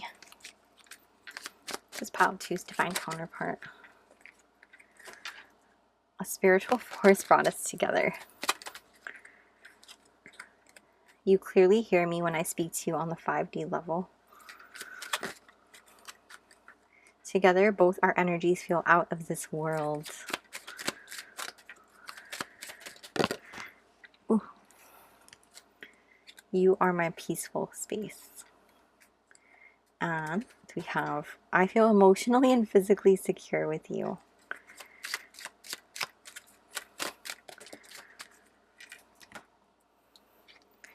We both believe in peace, love, and harmony. Oh my gosh. I want to give to you as much as you want to give to me. Oh my god. You guys. It feels like I've known you forever. Your person is like seriously the sweetest. I can't even. But that is what I have for you guys here on YouTube, pile 2. I'm seriously in awe of your person and they are in awe of you. And yes, if you want more and you are hungry for more, I got you, because we have the extended over on Patreon, and we're going to take a look at anything blocking or delaying your connection, as well as like what can we do about those blockages and delays, so like solutions. And then we're going to take a look at the physical connection. Okay, so that is 18 plus. I was gonna say PG-13. That is 18 plus. And then we're gonna pull some charms and even more channeled messages from your person over there, and it'll be fun. Hopefully I can put some music on over there, but we'll see, because it's still via YouTube, just unlisted and only for Patreon. But yes, I'm gonna go ahead, oops, sorry guys, I'm gonna go ahead and link that down below in the description box if you're interested, and if not, no worries.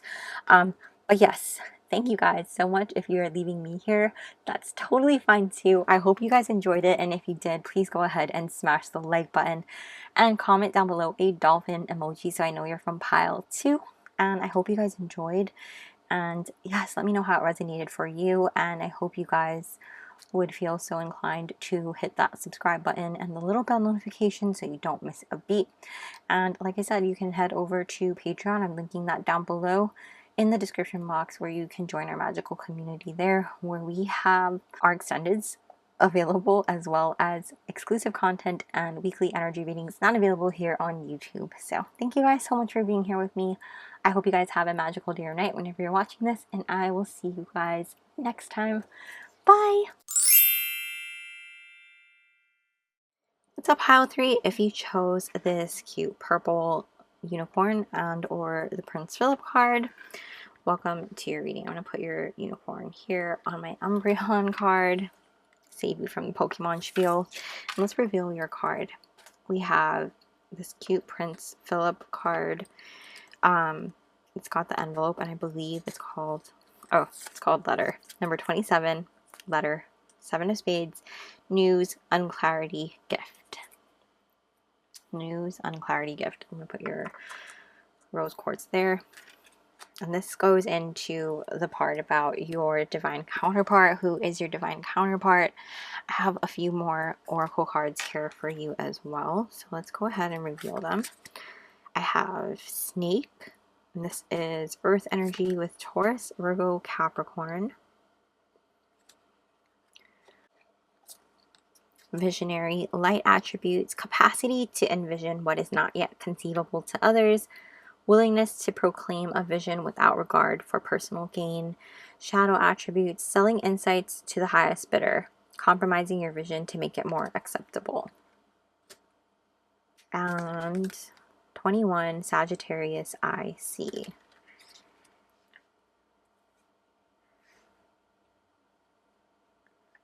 Okay, pile 3. Wow, amazing. So we have Sagittarius and Taurus, Virgo, Capricorn present here. However, it doesn't necessarily mean that that has to be their placements, okay? Just, you can take that as a layer of confirmation. But definitely, I feel like your person may be going through some transformations right now. Kundalini energy always pops up for me whenever I see the snake card here. But it doesn't necessarily mean that. So just take that if it resonates. You may not necessarily know for sure that that's what they're going through if you don't know this person. Or even if you do, you know. But definitely they have a lot of potential, right? They have a lot of like unawakened or untapped magic within them. And perhaps some of them have already tapped into some of it, so you may have seen like the power and abilities that they have. They're very prosperous, very creative, very charismatic, very charming, you know, like a snake, charming. For whatever reason, I'm getting very like Slytherin, Gryffindor energy from this person. And you know, so that's very like ambitious, very courageous, brave, very cunning, you know. And like, I think it's really interesting too how they have visionary and Sagittarius IC. Very interesting. This person, and then of course Prince Philip's eyes are actually closed when they're smiling. So I think this person has the innate ability to actually see, you know, without seeing. Does that make sense? Like third eye abilities, psychic abilities, and they may or may not be aware of them. You know, they might be like highly intuitive. They might have prophetic dreams. They might have the ability to have premonitions and things like that. You know, maybe not control them necessarily, but definitely psychic on some level. Clear gifts are coming through as well. You know, they're very much open-minded, very broad-minded. I want to say like they think really big on a big scale, and people not, you know, not everybody is able to think in the same way that they do. You know, a lot of people tend to be small-minded, and I don't mean to say that in a bad way, but I mean that this person is very open-minded, and I love that. And I think you do too, pile 3. You know, very curious. They're constantly looking to learn and grow. And I think this person really enjoys like delving into the unknown or fantasy, and the, you know, diving into books and getting lost in them, and not necessarily just fantasy, but like all sorts of things, you know, learning and immersing themselves with knowledge and things like that, whatever it may be that they're interested in. So let's say like, I'm just going to be a nerd, and let's say like Lord of the Rings, right? Let's say they start reading Lord of the Rings, and they're going to read, you know, the Fellowship of the Ring, and then the Two Towers, and then on to, once they finish out that series, they're going to go and look at the Hobbit, okay, and all those, and then they're going to start knowing all the things about it, okay, like one ring to rule them all, one ring to find them. Yeah, don't ask me how I know that, okay, but let's just say I had the ring and stuff, and it turned my finger green and stuff. So anyways, this person is like that. They know, okay, they know because they immerse themselves into it, because when they get into something, they get into something, you know, and I feel like they're into a lot of things.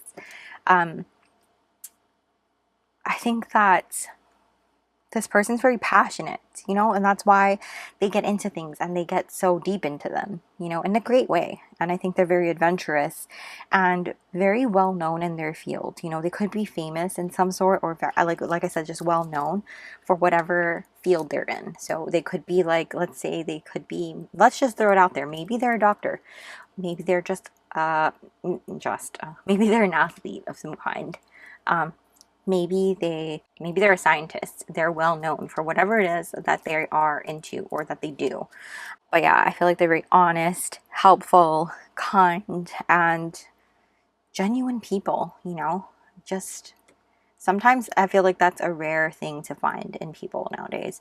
But I think if you're here on my channel, I feel like we are a kinship, you know, and I think like we are that people. So it's not that rare to find, you know, amongst us. So hey guys. But yeah, I'm excited for you because this person is definitely someone that I think is incredible, and I think like I understand why you would fall in love with this person because it feels like, wow, amazing. With 21 too, I just want to say like growth, expansion, abundance. This person is constantly leveling up, constantly trying to keep their, you know, keep on their toes and grow and see, do more, you know. They look forward, they're forward thinking, they're future thinking. They're not like always in the now. Not to say that they don't live in the present, they definitely do, but I think that they're not necessarily going to like say like when it comes to their finances, I think that they definitely, you know, save for the future and they invest into their future and make sure that they have something building for that in the future. So I think that's really awesome as well. But let's get some cards here to see what else we can pull for your traits, the traits of your divine counterpart. Tell us about pile three's divine counterpart, please. Tell us a little more.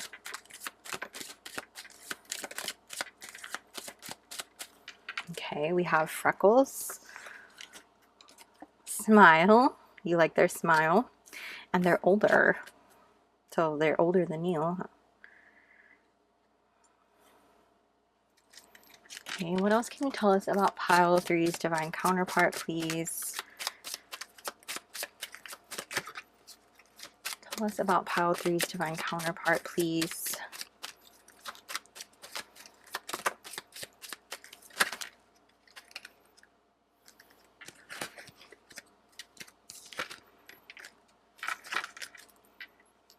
Okay, tell us about pile three's divine counterpart, please. Okay, you like their voice. I was telling pile two that when I wrote that card, I meant like, you know, you like their tone or maybe their accent. You know, I explained. You guys know, if you've been here a while, you know I love friggin' Henry Cavill.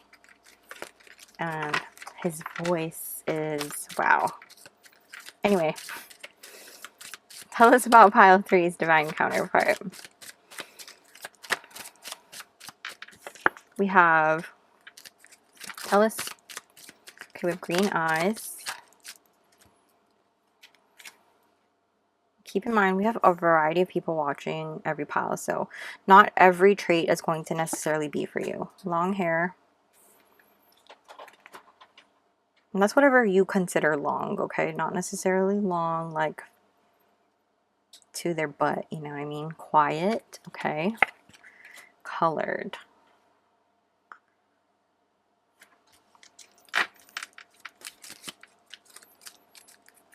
And sometimes these reflect you, even. So keep that in mind. Let's just get a couple more. Tell us about pile three's divine counterpart, please. Okay, we have blue eyes. One more, please. Tell us about pile three's divine counterpart. And tell us about pile three's divine counterpart, please.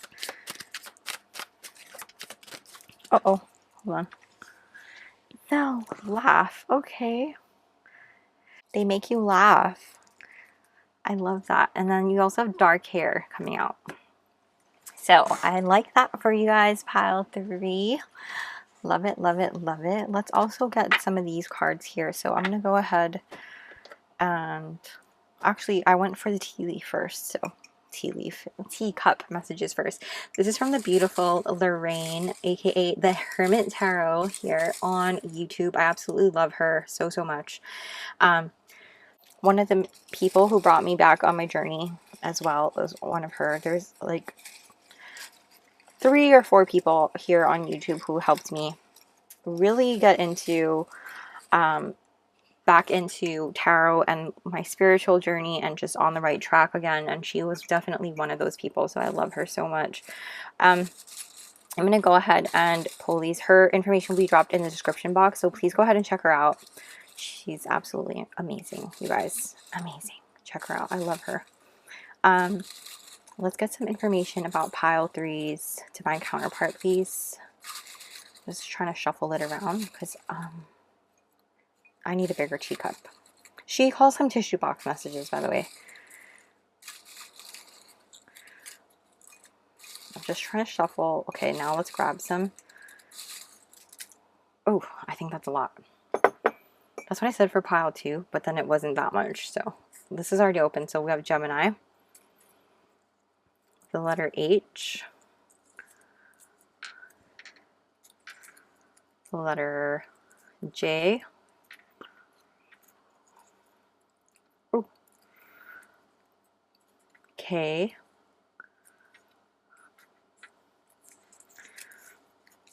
Tenth house, tradition, career, authority, throat chakra. This has come out for every pile so far. So communication between the two of you, really great. Forgive. I love this. So for me, I feel like forgive is coming out because I think you guys forgive each other like that. Like, I don't think that you hold grudges between the two of you. I think that that's a huge thing. Like, there's no resentment, no like holding things over each other, if that makes sense. That's the letter L. And I think that's what makes your relationship work so well, because forgiveness is key, you know, happiness. Maybe. I think you tease one another a lot. That may be coming out. We have G. Like, do you want to do this? Maybe. Did you get this? Maybe. It's like that, you know? I.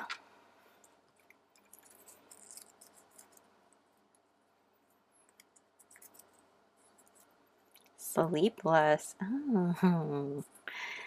You might have some sleepless nights because you are busy in the bedroom, you know? Trying to keep it PG-13 over here. The 18 plus version is going to be on Patreon. You, again, we have another you. Choices, okay. Make good choices. Fire, okay. There's a lot of passion between the two of you. I like that. There's a lot of heat. And that could also indicate fire sign energy, you guys. Aries, Leo, Sagittarius. Z.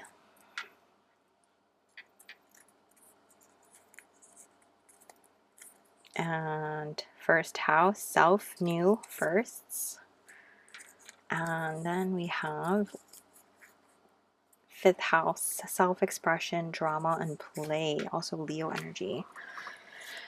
So that's what I'm getting there from your teacup messages, you guys. I'm going to go ahead and do some camera magic, get these out of the way, because I will be shuffling more cards. And if I shuffle with those there, it's going to get everywhere. So give me a sec.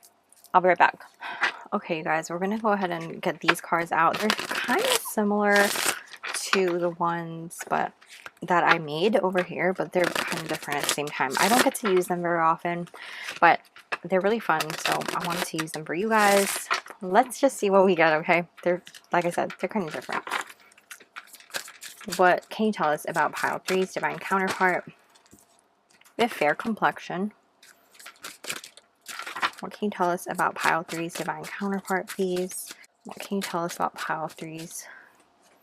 Who is pile 3's divine counterpart?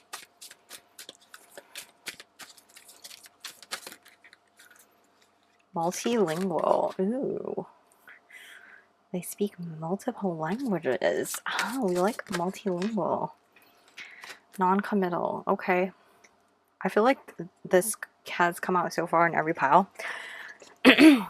I'm getting right now that this person has had a hard time like committing, in the sense of like marriage. Like marriage has not been on the table for them for other people. However, I feel like with you, this is going to be different, obviously. For some of you, this person maybe has gone as far to be engaged with someone and maybe it didn't happen. Maybe some of them were divorced and it just didn't work out, and that's why they're afraid to step into marriage again. We have water signs, so Cancer, Scorpio, Pisces.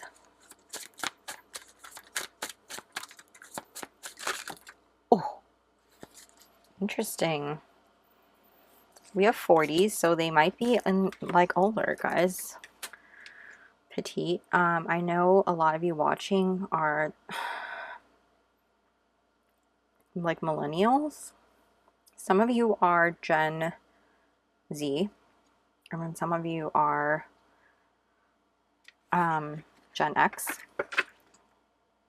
Wait, are Gen X and millennial the same? I don't know. I apologize. I will figure it out. But I know 40s came out. Petite, I want to say... Okay, yeah, Petite. Did that come out together?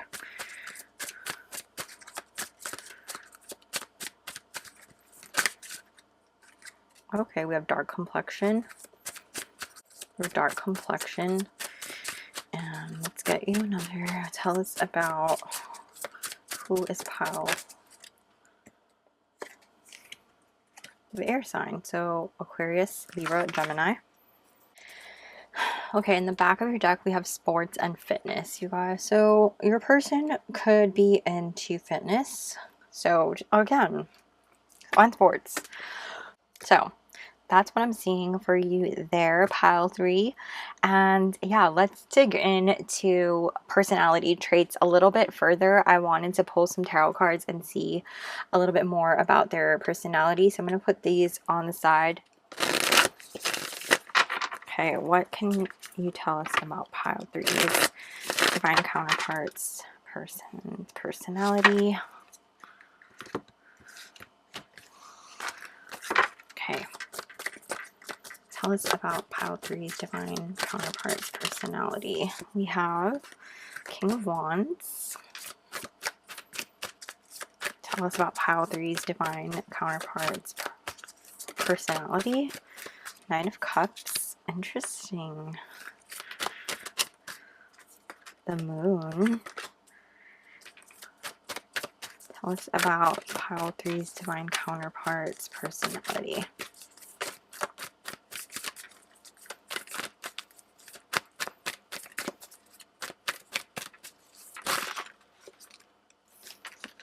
Interesting, because we're going to see both 5 of Coins and the 10 of Coins.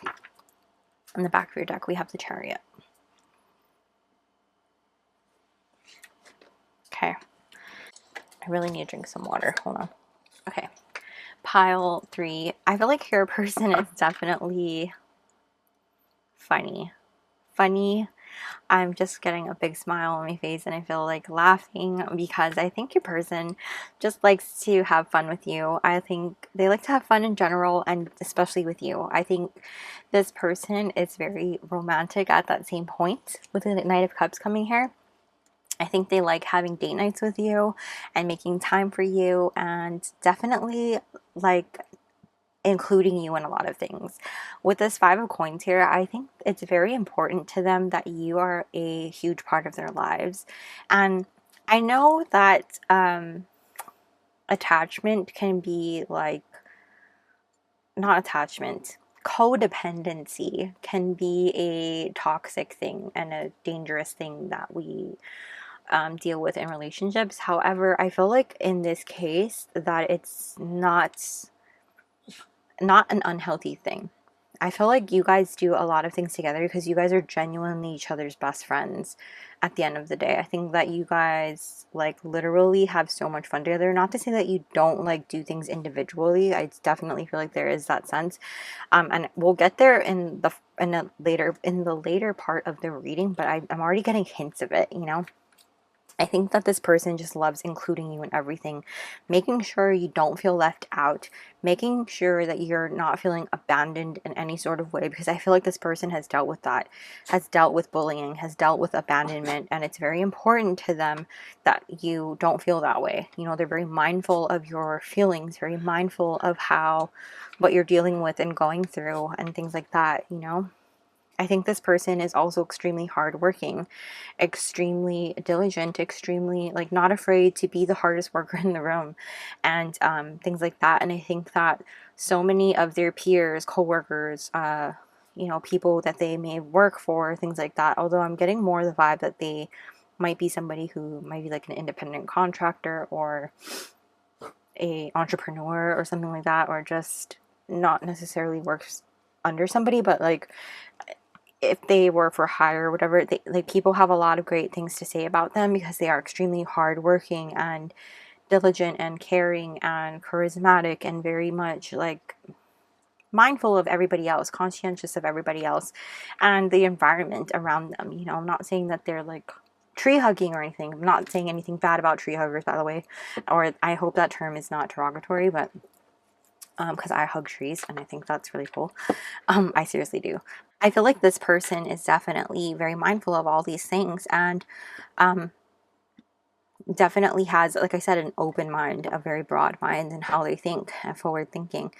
Very, like I said, funny, charismatic, and warm and energetic and vibrant and like the life of the party. You know, they bring forth that energy. They're magnetic and definitely people just are drawn to them like a moth to a flame, as are you. But the only thing is like they only have eyes for you, and it's like such a beautiful energy, you know. They're very intuitive, very in tune with, you know, what's going on, and they may not reveal all their cards necessarily, but they definitely know what's going on. You know, they may not say it or they may not make anyone aware of it, but definitely are. They have a lot of responsibilities they take on and they don't show it. You know, they don't show like, oh my god, they're stressed. But they definitely take on a lot of responsibilities, and it could be that they have a large family, whether it be they already have children or they just have a large family that they care for, something like that. I wouldn't be surprised if they were close with their mom or something like that. I'm getting mom more so than anything else. I wouldn't put it past them to be close to their father though, but it does feel more like a feminine energy. So it could be definitely father figure who is more like feminine nurturing type, you know, like that sort of energy, in which like maybe their dad was like a single father who had to be that, take on that role. You know what I'm saying? But definitely I love the energy of this person, how caring and kind and considerate they are, how strong they are too. They're not like regardless of whatever this person identifies as, they still have this good balance of masculine and feminine energies within them. You know, they're very like, they want to provide for you, and they also like at the same point want to be nurtured and want to nurture and love on you and take care of you in the best ways, you know, like that energy. So I love this balance of energies that this person has, and their personality is just awesome. Like, wow. I mean, I'm falling in love already. If you're not, it's just good. I wouldn't be surprised too if they wrote you little love notes, like just hidden in your bag or popped up, leaving you little love notes on your phone, something like that, while you're at work or something. I definitely see that. Very driven, very motivated, and yeah, strong leaders. That's what I'm seeing there, you guys. Let's take a look at when and where you will meet. I'm going to use a different deck. So, when and where will you meet?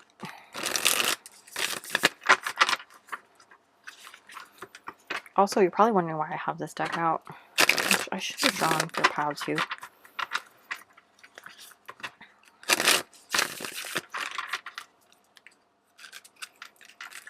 When and where will pile 3 meet their divine counterpart? Okay, we have the Justice card. When and where will Pile 3 meet their divine counterpart.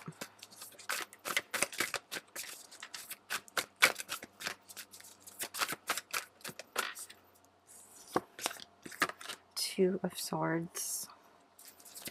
When and where will Pile 3 meet their divine counterpart?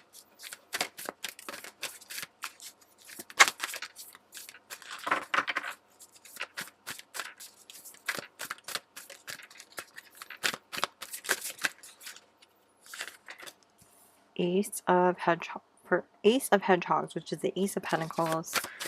When and where will Pile 3 meet their divine counterpart? The Two of Hedgehogs. It's way too many cards that fell down here.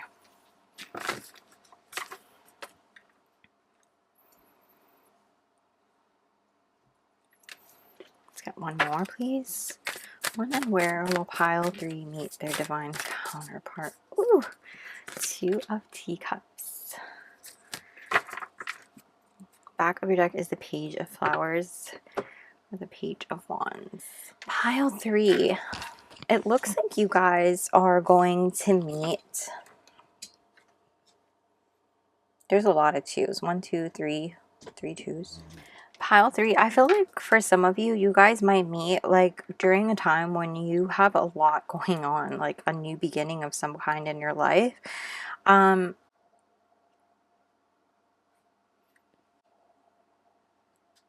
feels like during a time when you're starting something, you could be like starting a new job of some kind, where a contract is involved. This could be a new beginning in which maybe some of you might be leaving a place where you have to sign a contract, or leaving a relationship.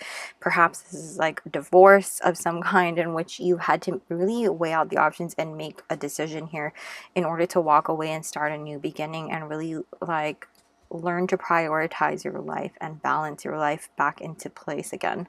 And I think that this is really about, it's kind of different than how I explain the other groups ones, because it's coming different. I mean, like it's presenting differently, you know. This is a time when you're feeling inspired to really start anew, and I'm so excited to show you this. I have 555 on my clock right here. 555. It's just really about you guys starting anew. This is like a change in your life, a time where things are changing, a time where things are different now, and you're starting on a new path. And like I said, it's like you may have like signed a new lease on something, signed a contract on something, a partnership of some kind. And for others of you, this could be even like divorce, finally finalizing that divorce. For others of you, this could definitely be a separation, something like that. And being at a crossroads in your life in which you finally are able to find balance and finally able to find peace, you know. This new beginning is finally going to be grounded into reality, and now you're going to be able to prioritize the things that really matter in your life, that are really in alignment to you, you know. And that's when your person's going to be coming in. You're finally going to be able to pour back into you, and you to and them to you, you to them and them to you, you know. And so not just that, but I feel like more friendships are coming into your life as well, and you're going to just be more inspired by the things that are happening in your life. 5 of Swords behind that. Yeah, like finally winning, you know, finally choosing you, being selfish a little bit in the best way possible. 7 of Teacups behind that. 7 of Cups. Yeah, so like finally choosing, like I said, you finally making the choice that aligns to you and your heart's desires. So I feel like that's around the time that you will, or when you'll be meeting them, or where. The where, I guess, is kind of difficult to place, because this is what's going to be going on, like where, as far as where. I'm not really picturing a particular place, unfortunately, because it's like, this is the goings-ons. Just give me a second and maybe something will come. 1 second. For some of you, you could be meeting this person while you're at work. to be honest with you. You might be at work when you're meeting this person, and for others of you, you might be on vacation, which is kind of weird. So that's kind of what I'm seeing there. It's going to be one of the two. I know that's so polar opposites, but that's kind of what I'm seeing there. Is like you're going to either be at work when you meet this person, or you might be on vacation when you meet this person, or on a trip of some kind. You might be on a work trip when you meet this person. So that's kind of what I'm seeing. Time frame, like I said, that's kind of what I was getting in the download as far as like the things that are going on in your life. That's very different than the other groups. You have a lot of these twos coming out here. I'm just going to give you what I'm seeing here. So it's kind of like a variation here.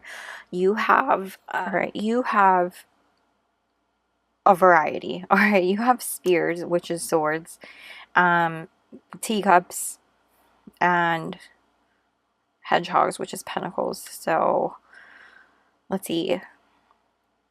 Two of swords, that would be like 2 weeks, all the way up to like two of cups is months, so 2 months. Pentacles is even a year to 2 years. Okay, that's a long time, guys. Anywhere from 2 weeks to 2 years, that's a long time. So I feel like 2 is the prominent, so it could be 2 weeks to 2 years. Average though, 2 months seems to be the middle.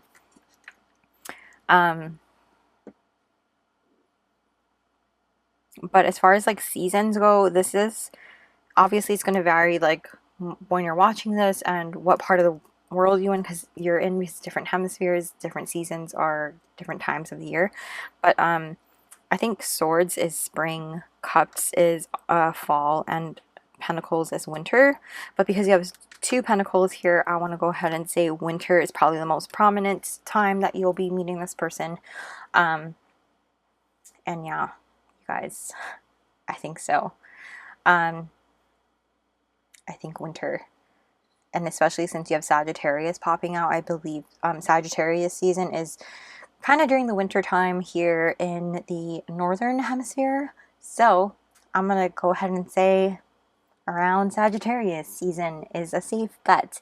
But don't shoot the messenger. Take it with a grain of salt, because yeah, time is not like linear in the tarot prediction world. There's always free will and things like that that affect these things. And yeah, guys.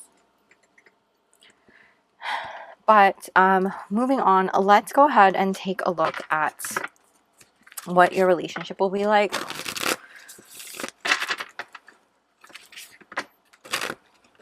Oops. That was a terrible shuffle. One more.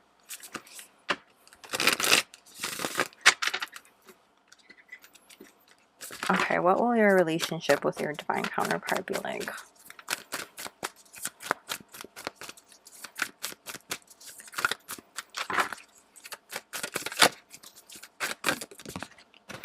We have the Queen of Spears, the Queen of Swords.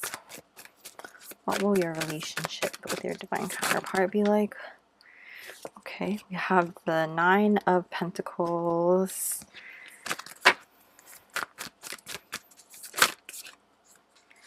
The 10 of Cups. 10 of Pentacles, or 10 of Hedgehogs.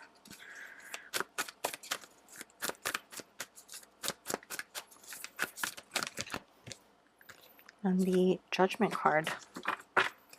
Back of your deck with the King of Teacups. I'm really called to draw one of these. I only drew this for pile 1, to be honest with you, because they really had a relevance for Marvel. But for some reason, I'm being told you need one of these cards. So what does pile 3 need to hear from this deck?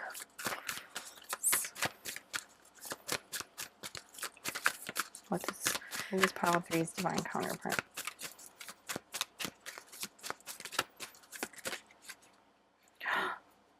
What? I didn't know this card existed.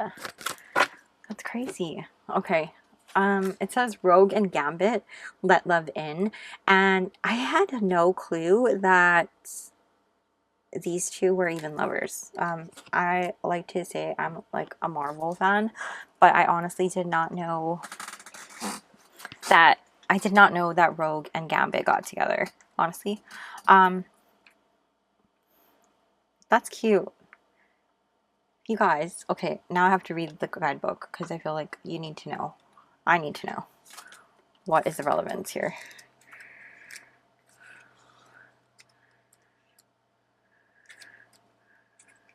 Okay, it says, let love in. Hey sugar, these two lovebirds have arrived, meaning it's time to focus on the nurturing space of a relationship. It's not just about romantic connection, though. This can represent a platonic soulmate, a best friend, or even a creative collaborator. But whoever it is, you can be sure they're around for the long, hard haul. So you guys, this person is definitely your soulmate, definitely somebody who's a divine counterpart, and definitely who's in it for the long run, right? And I feel like with Rogue, her abilities, whatever she touches somebody, she like drains them of their abilities and their energy, right? And like, because this person, because Rogue's counterpart is Gambit, right? Obviously he's willing to do whatever it takes to be with her because she can't help her ability, right? Or they find a way around it, because if you look really closely at this hand, it's not gloved. Only that one is, and she's going to touch him. And so I feel like that says a lot about your connection, you guys, as far as like being able to overcome any obstacle that you guys face. I feel like that says a lot about your relationship and what your dynamic will be like together. With this Queen of Swords coming out and the Nine of Hedgehogs, you guys are seriously, I'm just hearing abundance. And you have the 10 of Hedgehogs as well, just creating so much abundance, and the 10 of Teacups. Wow, you guys are really creating all the things. If this isn't a divine connection at its finest, I don't know what is. Creating abundance, creating a family legacy, a beautiful family life, whatever that looks like to you and this person, that's what's happening within your relationship. It looks like happiness, fulfillment, love, happiness, abundance, material abundance, love abundance, family abundance, all the things. I think like it's all that in a bag of chips and then some, you know what I mean? And like with the Queen of Swords here, I feel like it's about being truthful and honest. It's about having hard conversations and being able to be respectful and honest with one another. It's about having moments of times where you're like irritated, but still have so much love for one another that you can overcome whatever happens, you know? Not to say that you're gonna have irritations, but like the fact that my dog is barking and I'm getting annoyed with him, but I still love him to death, I think that's what it is, you know? I think like there will be moments where you have little growing pains in your relationship, but it's going to be something that you get over rather quickly, to be quite honest with you. And I say growing pains because like look at how big Alice is in this particular card. She's huge, right? And that's when she has that eat me cake and drink me thing, and like you have growing pains, and it happens, you know, and you work through them, you grow through them, and you learn through them. And so I feel like that's what you guys do. You overcome these things, you nurture each other, and you have the ability to really come to each other with an open mind and an open heart. And you sit down with one another. Notice how you guys are the only group that have the unicorn sitting down. And I believe you have the only one with a wand. Let me look. No wand, standing. No wand, standing. And no wand, standing. You guys have some sort of magical connection between the two of you, and I wouldn't be surprised too if you guys have some sort of light worker abilities, psychic abilities as well. Maybe you guys read tarot, maybe you guys are healers of some kind, psychic abilities, clear gifts. Yeah, you guys might be my magical pile. I mean, I feel like all of my subscribers are magical. Definitely all of my watchers are magical in some way, but definitely you guys might be my group that I always say are my like magical group, like my extra magical, where you guys tap in and you use your gifts and things like that. My readers, my healers, things like that. I feel like your relationship is definitely one where you're not afraid to put it all out there. You're not afraid to be authentic with one another because your person sees you and you see them, you know. I think that there's so much emotional vulnerability between the two of you because you feel safe with one another, and there's no, like I said, no it doesn't feel like anybody holds anything against each other. It doesn't feel like there's any sort of resentment or anger. It's always like you forgive and you are able to overcome things. You know, you had that forgive word come out earlier from the teacup. You have these choices that you make. Choices also came out from your teacup messages. And so you make the choices to choose what you hold on. You know, you don't choose, you make the choices to like forgive and get over things. You know, you make the choices to problem solve together versus like hold grudges. You know that you're above that. And like, it's about happiness. It's about churning the fire, nurturing each other, and building a life that you both want, that you both dream of, you know? King of Hedgehogs behind that. I feel like you and your partner are both, and then the Ace of Wands. Lots of passion, lots of grace, a lot of abundance. I feel like you guys definitely are successful in your own right, and even together, you guys might be creating something that is definitely building you a life that is worth all your dreams. I mean, seriously, who are you guys, pile 3? Like, can you tell me? What are you doing? Like, share. I want to know. This is incredible energy. Definitely so magical and so powerful. And with the 9 and the 10s, I just feel like 10, 10, 10, 10. It's just all about this completion, all about this, like, finally getting to your end goal. And, like, I feel like this is all about, like, beauty and grace and true fulfillment at that, you know? And just absolutely incredible energy, you guys. Absolutely incredible. And I feel like you're going to have such a fruitful relationship with your person, and it's going to be amazing. I'm so happy for you and excited for you. And just, this person is going to be so caring and so loyal and trusting and loving, and there's just going to be so much reciprocation and never having to question each other's loyalty or trust and worrying about that. There's just so much love here, and I love it. Love it, love it, love it.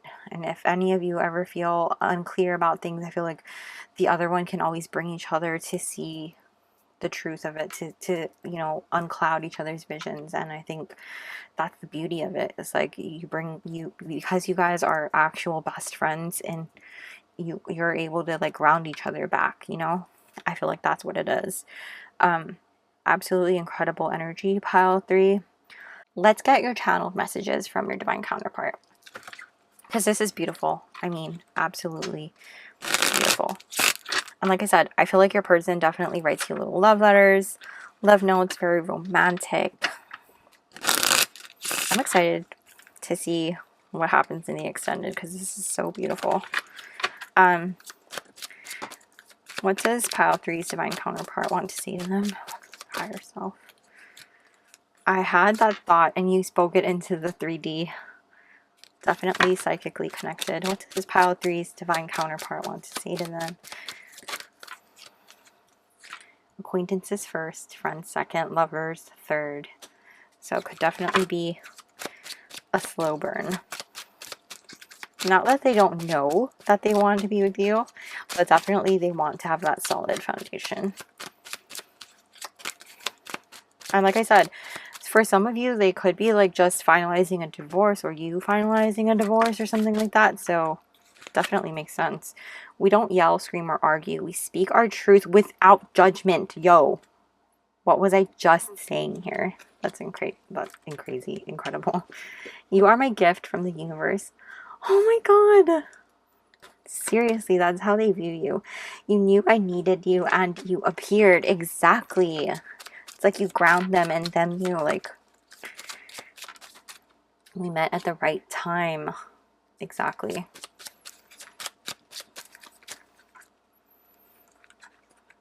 We have abundance has manifested since meeting you. Seriously, that has been like the key of your like whole reading, how I've been saying abundance, abundance, abundance, like, because there's so much abundance here. What's this pile of threes? We work together to find solutions. Yeah, totally. This pile of threes, divine counterpart. Whoa! Okay, what does pile of threes, divine counterpart, want to say to them?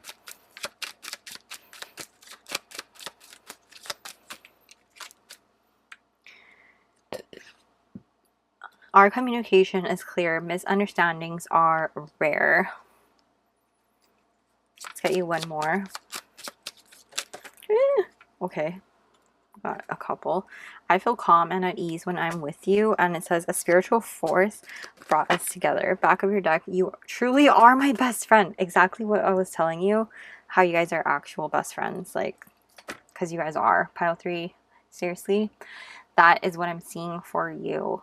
From your person's higher self, your divine counterpart's higher self. And that's where I'm going to leave your reading here on YouTube. However, if you're hungry for dessert, you know, you want more, I have the extended over on YouTube, over on Patreon, and we're going to take a look at anything blocking or delaying your connection and what solutions we have for that, if what we can do to, you know, unblock it and stuff like that. And then we're going to take a look at your physical connection for, you know, 18+ audiences, please. And then we're going to go ahead and pull some charms and even more channeled messages from your person. And yes, hopefully we can play some music there, but we'll see how it goes. I'm not sure because I still upload via YouTube, just unlisted and listed on Patreon. So we'll see. We'll see. That is where I'm going to leave you with. That's what I'm going to leave you with. And it's going to be all linked for you down below in the description box, though, if you're interested. And if not, and you're leaving me here, that's totally fine. No problem, no worries. Thank you so much for being here with me. If you guys enjoyed it, please go ahead and smash the like button and comment a snake emoji down below so I know you're from pile 3. And let me know how you guys liked this reading and if you enjoyed it. Thank you guys so much for being here with me. I hope you guys enjoyed, and if you did, I hope you guys go ahead and subscribe and hit the little bell notification so you don't miss a beat. And like I said, I'm going to be dropping my Patreon link down below in case you're interested in joining us there. For, like I said, access to the extended reading, and I have other extendeds that you can access as well as exclusive content and weekly energy readings not available here on YouTube. So thank you so much for being here with me. I hope you have a magical day or night whenever you're watching this, and I'll see you soon. Bye.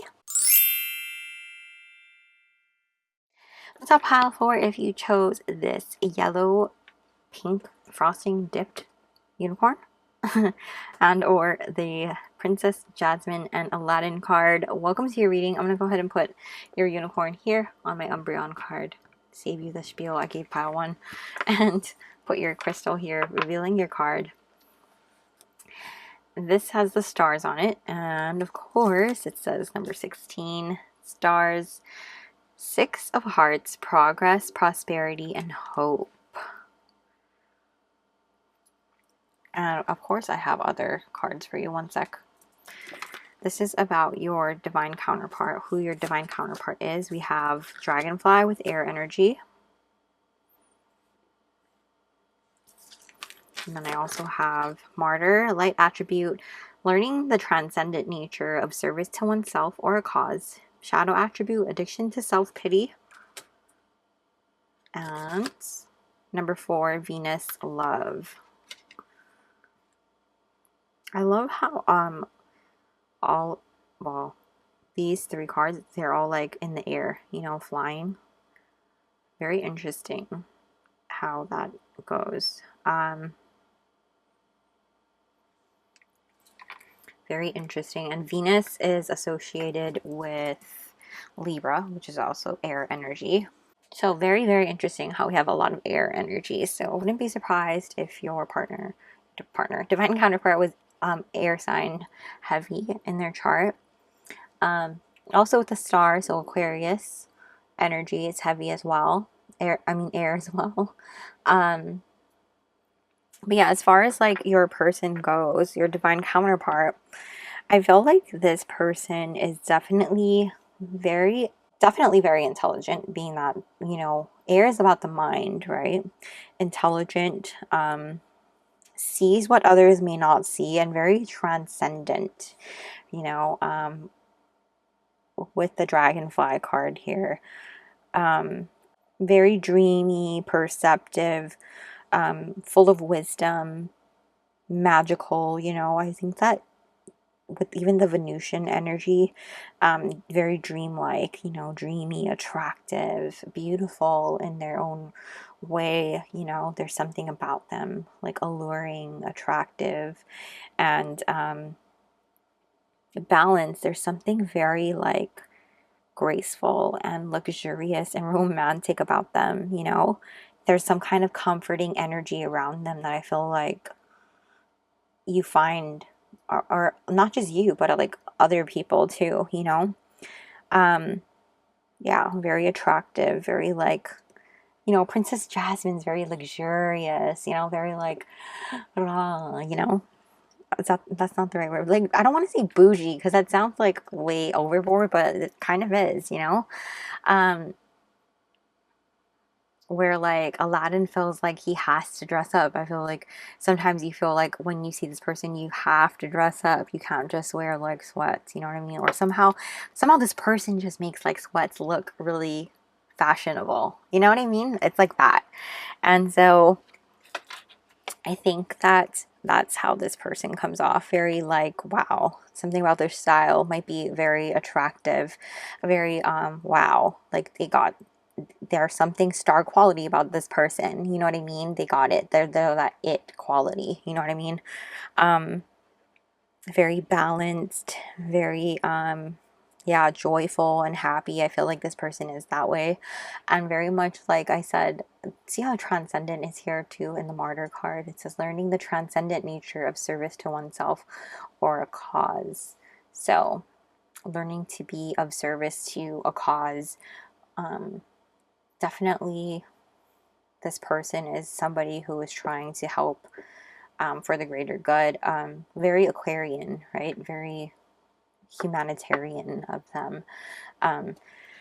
Not to say that this person's perfect in the sense that like, oh, I did that thing where I said it in my head and not out loud. With the addiction to self-pity, I don't really spend time on the shadow attributes, but for some reason I don't feel like they pity themselves so much, but if they do, I feel like it just gives me those vibes of like Aladdin vibes, you know, how sometimes when he's down on himself, he's like, he's able to like pick himself back up again, you know, despite like being in that self-pity mode for a little bit.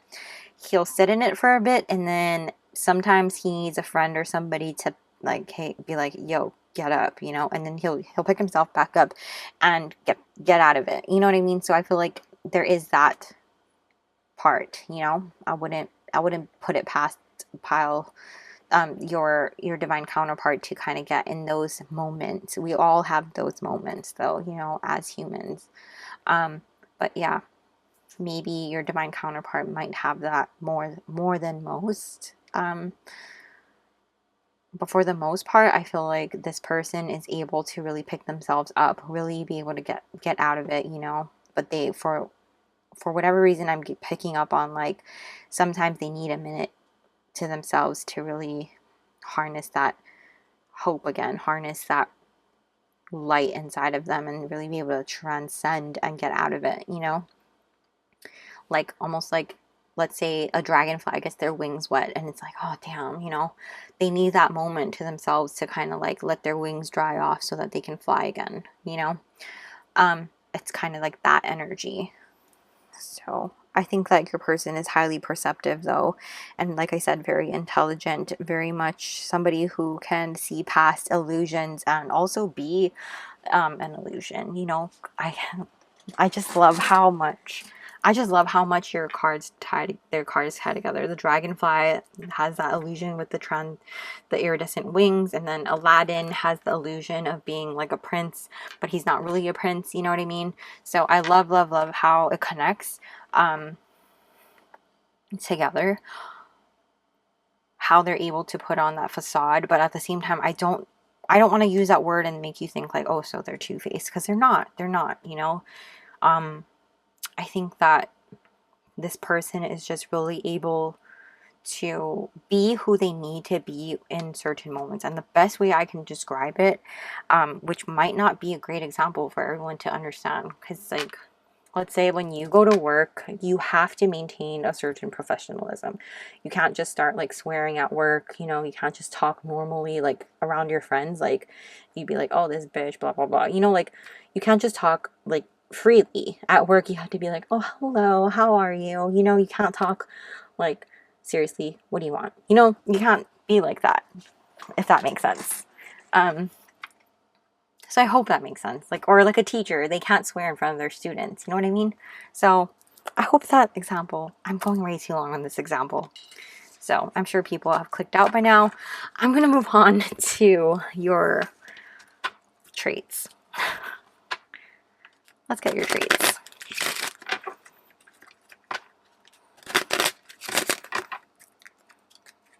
I hope that makes sense, pile 4. Let's get your traits, please.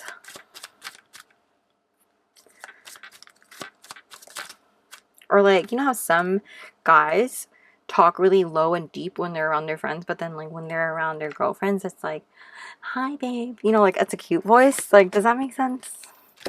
Okay, we have straight hair. Tell us about pile 4's divine counterpart, please. Who is pile 4's divine counterpart? Whoa, we're just gonna take the top. Average height or similar to your height, perhaps.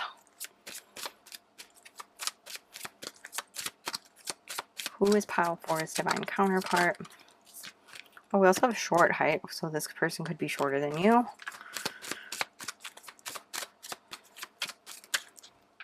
Okay, we have fit. So this person's athletic. Tell us about pile 4's divine counterpart, please. Well, we have loud. I just said whoa. So younger, okay. And glasses.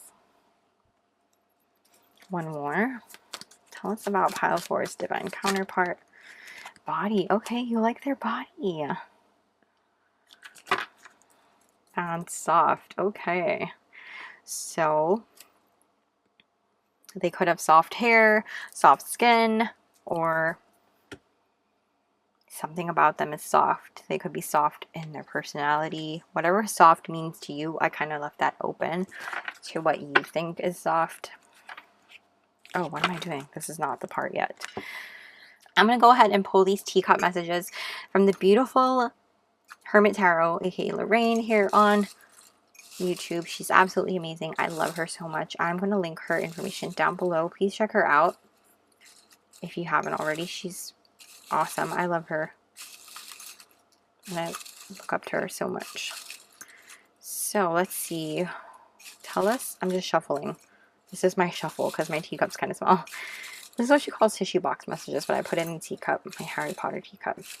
What or who is, tell us about pile 4's divine counterpart, please. Let's get a little more. That looks good. All right.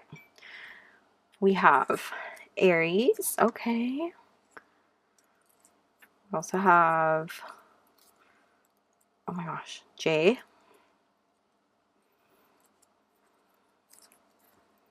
Sleepless. Okay, every group has had that so far. So you might have some sleepless nights. Pile 4. Solar plexus chakra. Wow. So this person has some strength and wisdom, determination, of Taurus energy, the letter Z. Let's try to do all the letters together. K, W,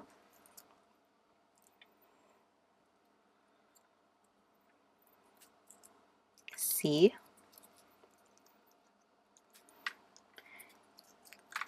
U, oops,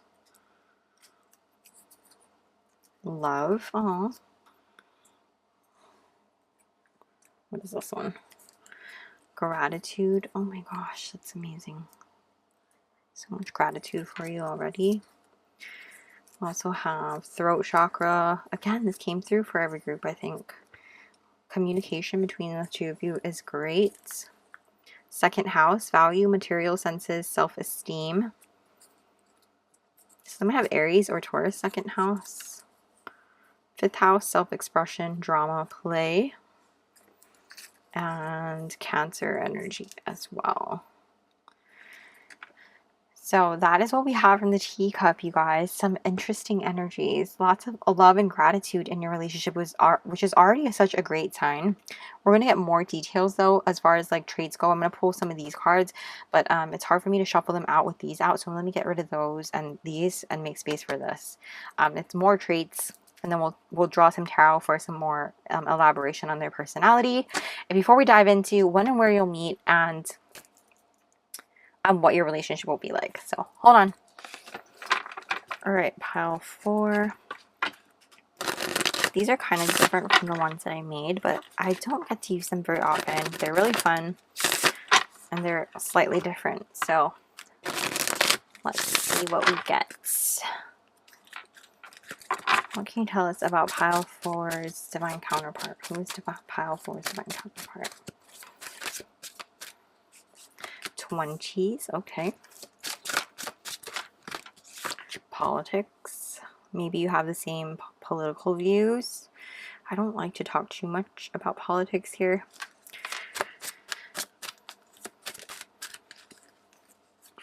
Beauty and fashion. Okay, so you like their style. Like I said, something about their style. You know, they can make sweats look really good, you know. We have tan complexion. Beautiful. Let's see. What else? Fair complexion. Okay. Keep in mind, we do have a wide variety of people watching. So take what resonates.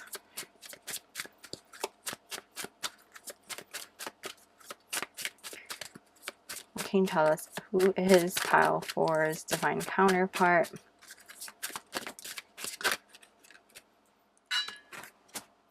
Intelligent, of course, we knew that. Then we'll get you one more, and let's see. This one wants to come out 40s. Okay. Back of your deck, culinary arts. So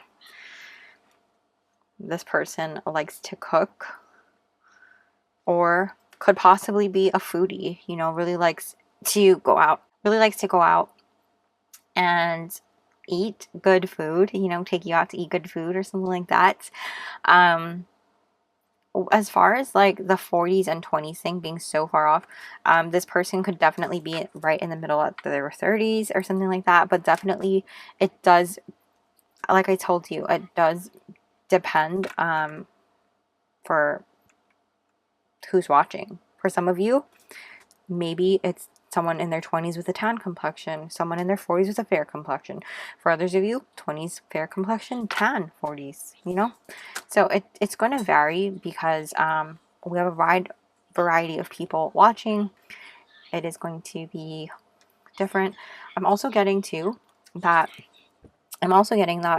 because you have the dipped unicorn, that they are tan and underneath they are fair, you know what I mean? Like, you know, when they like move their like shirt line, they have like a tan line, you know what I mean? So that's kind of what I'm getting to. Take it if it resonates, but that's what I'm getting, guys. That's what I'm getting.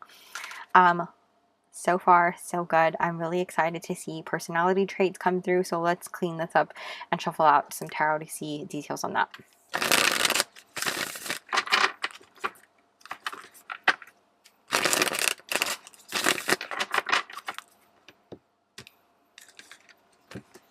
Okay. Tell us about pile 4's divine counterparts. Personality, please. Okay. 10 of Wands.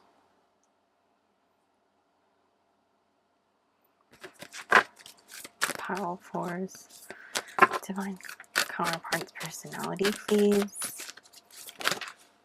Oh, I saved it. Yes, King of Wands. Tell us about pile 4's divine counterparts personality, please.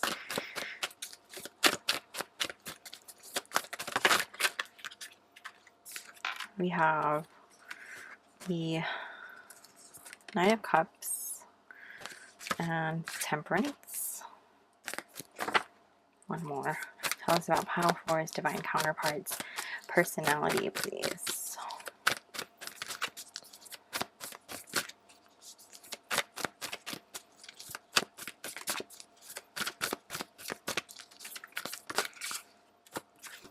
Magician. Back of your deck, we have the Ace of Cups. Okay.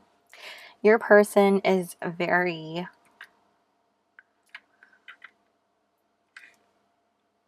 creative and very innovative. I feel like they're very romantic as well and resourceful.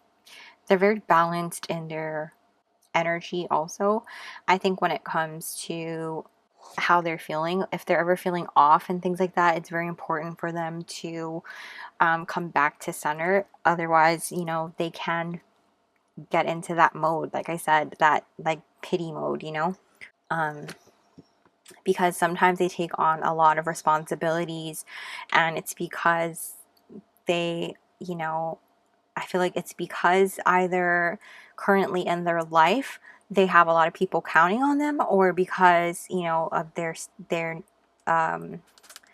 position and where they are, something like that, their family situation.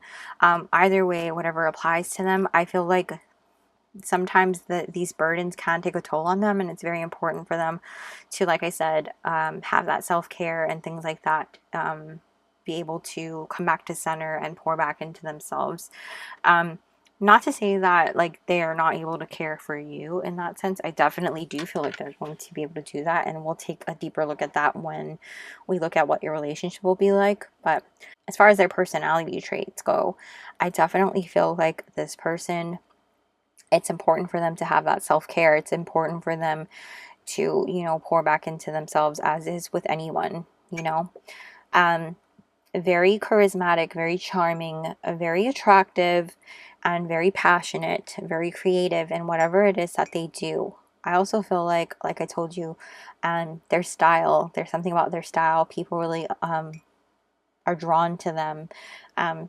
Not just you, but everybody, I feel like, is drawn to them. You know, like how all the girls like fawn over Gaston, and I feel like the same way about your person, you know. People are very like, oh my gosh, I like this, you know, there's a lot of suitors. I do feel like too that this person is not afraid to admit when they're wrong and apologize. They're not like too into their ego and stuff like that, which is very great. We love to see someone who's not too into their ego and things. I'm curious. Judgment. Okay. They may be kind of hard on themselves and hold themselves to a high standard because, you know, they feel like they should know more, know the things, you know, be able to do it all and stuff. So sometimes when they fall short, they might be hard on themselves. Like I said, they kind of need a moment to themselves to get back to center and, you know, realize that though they have everything they need within them and around them, the tools, the resources, the skills, and all of that, sometimes things happen for a reason, you know. rejection is for our protection, or, you know, it's divine timing for a reason. Like sometimes things get delayed for a reason. It just wasn't the right time. There's something better instead, you know? And so I think this person still has yet to kind of learn that. And I think we can take a deeper look at, like, you know, if that even has anything to play with in terms of like what they'll be like in your relationship.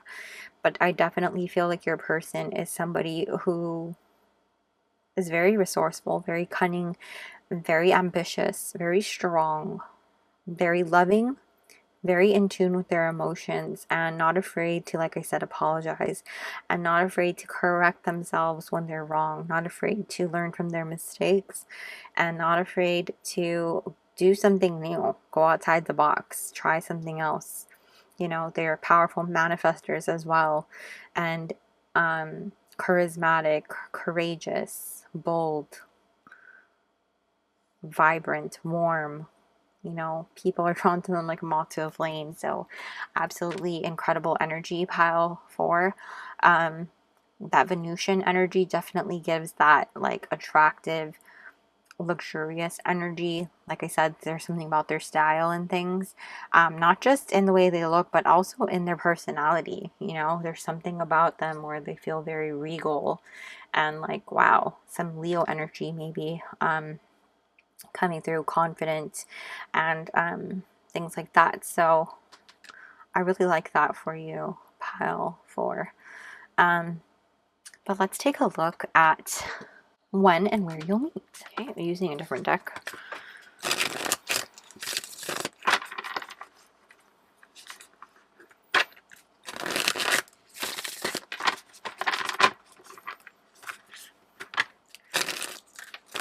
When and where will pile 4 meet their divine counterpart? Okay, we have 7 of flowers, so 7 of wands. When and where will pile 4 meet with strength? When and where will pile 4 meet?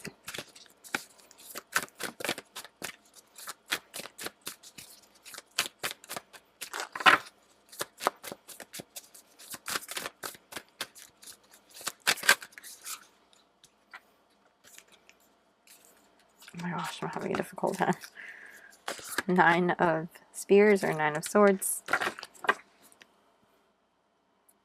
When and where will pile 4 meet their divine counterpart? Oh. When and where will pile 4 meet their divine counterpart?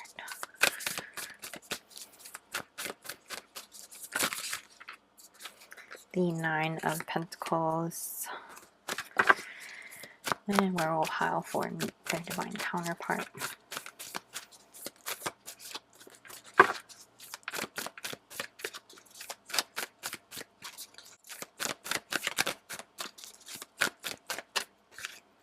The Queen of Teacups. Back of the deck is the Moon. Okay, pile 4. I think you'll meet your divine counterpart. Honestly, it feels like during a time when you achieve some sense of independence and abundance of some kind. It's interesting because like even pile 3 had this, I think, where it was like a situational download that I got versus like an actual like scenario. Does that make sense? Like where something happens in your life versus like an actual thing. Like, does that make sense? Like an actual where, I guess I should say. I'm just hearing Flowers by Miley Cyrus in my head. So it seems like, you know, after a time, like when you have finished healing from a particular relationship, perhaps like that really scarred you, or, you know, something like that, in which you understand that you are perfectly capable of achieving all the things on your own and buying yourself your own flowers and all of those things, holding your own hand and talking to yourself. Like, you don't need anybody to fulfill you in that sense. And like understanding it's not about needing somebody to fulfill you, but rather wanting somebody to fulfill you, or wanting someone to be there with you to, you know, build a whole new world with you. You know what I'm saying? And I feel like that's kind of what it is. It's like finally finding your strength and taking your power back. No more having these self-doubts about yourself, or feeling like you're unworthy, or feeling like, you know, like you are undeserving of a certain kind of love, or like that you have to take a certain thing from somebody else. A certain kind of treatment is what I mean, from somebody else. You know, it's like finally understanding and seeing your true value, your true worth, and that the person before or whatever, you know, that wasn't wrong of them. That wasn't right. You know, that had nothing to do with you and everything to do with them. And so finally recognizing that and taking your power back, finally rising up, you know, from the dirt and the soil, and blooming and blossoming into this beautiful flower, and seeing that, and recognizing your strength and your power and your abilities, letting go of those doubts and those fears and those sleepless nights. And like now it's like, wow, I see my beauty, I see my power, I see my abundance and my independence, and blossoming into this incredible magical being that you are. And like that's when this person's going to come in, and you're going to see that, you know, you finally can be you, just you. And that's all you'll ever need to be with this person. And like, I feel like when this person comes into your life, it's just going to be at that time, like when you are fully capable of understanding just how worthy you are, and how strong and brave and beautiful and handsome or powerful, whatever it is that, you know, makes you feel like, whew, like fire, you know, like you are just like fire, you know. So worthy, so incredible, so magical, and stepping into that light, you know, and exuding that rainbowy gem. Like I keep looking at my gem and like all the rainbows in it. This is obviously, you guys know, this is one of my favorite gemstones, and I use it to channel because it brings me so much, I guess I want to say strength, but it really helps me to channel. And I feel like that's you guys stepping into that, you stepping into your rainbow in the crystal, you know, like you're stepping into that iridescence, that light, that iridescent wing of the dragonfly. That's you, you know. And I hope that makes sense. But definitely you're stepping into that time and coming towards the end of that cycle, and that's when you're going to meet this person. As far as where, I feel like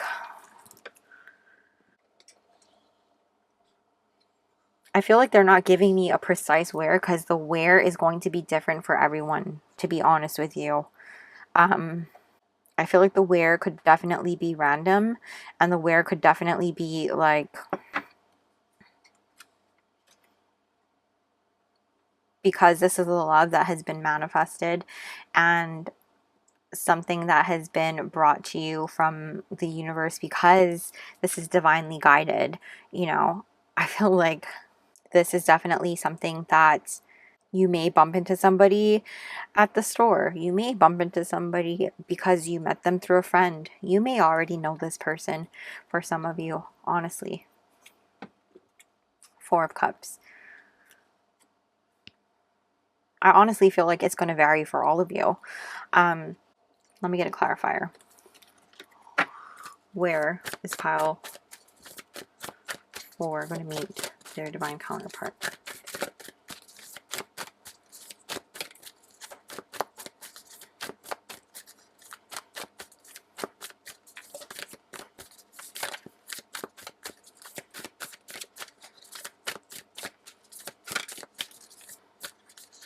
See how it's like not coming out?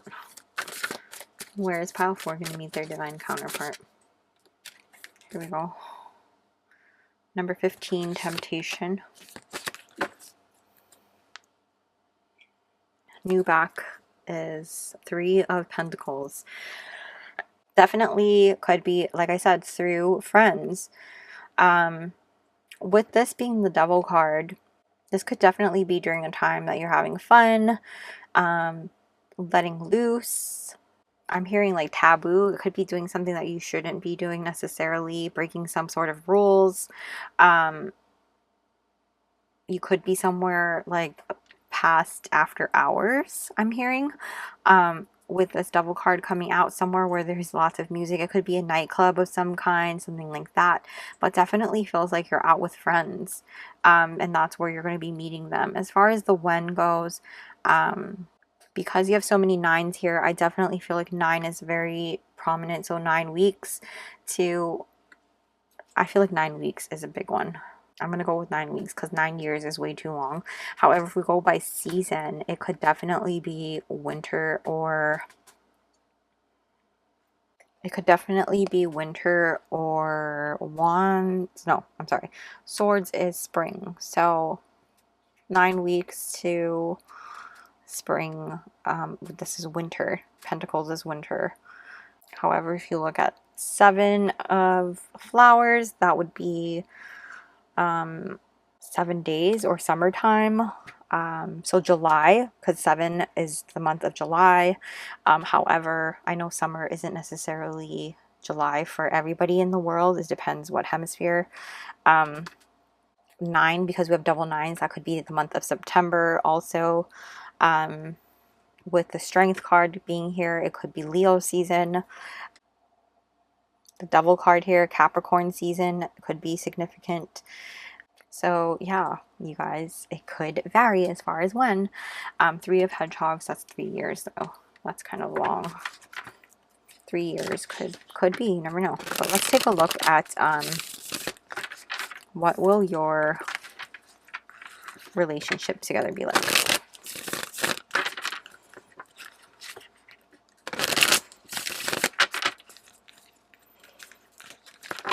What will Pile 4's relationship be like with their divine counterpart?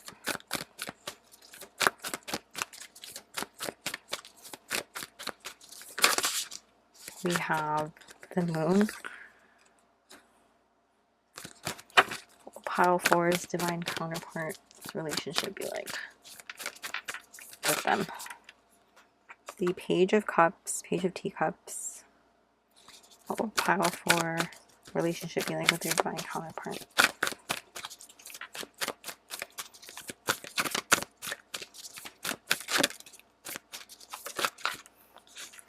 Knight of Flowers or Knight of Wands. What will Pile the Sun? What will Pile 4's relationship with their divine counterpart be like? Having a hard time.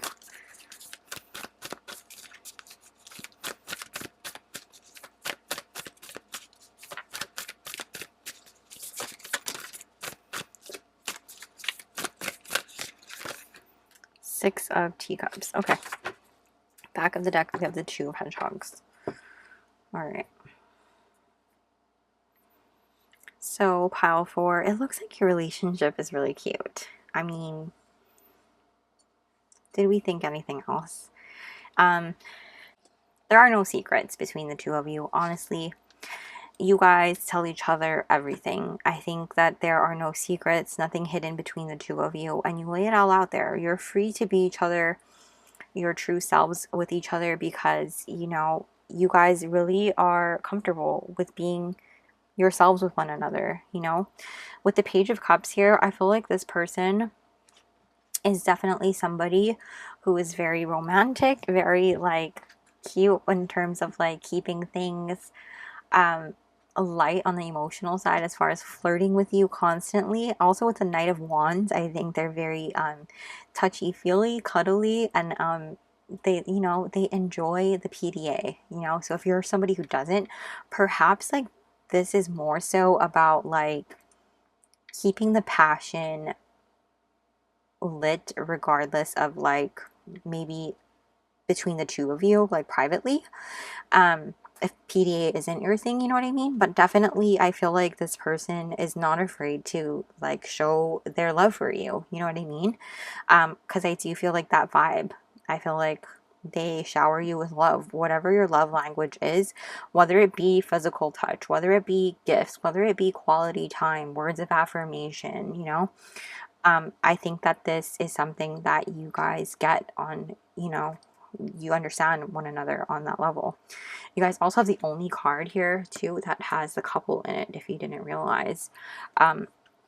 And you guys might come from different backgrounds, you know, as far as like different lifestyles, different walks of life, different, you know, maybe different religions, different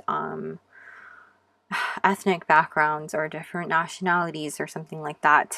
But I definitely feel like you guys ultimately know each other's heart, and you come together because that's what it's all about. It's about love. It's about who you are on that level. And you guys have so much happiness and abundance creation here with the sun card, you know, whatever.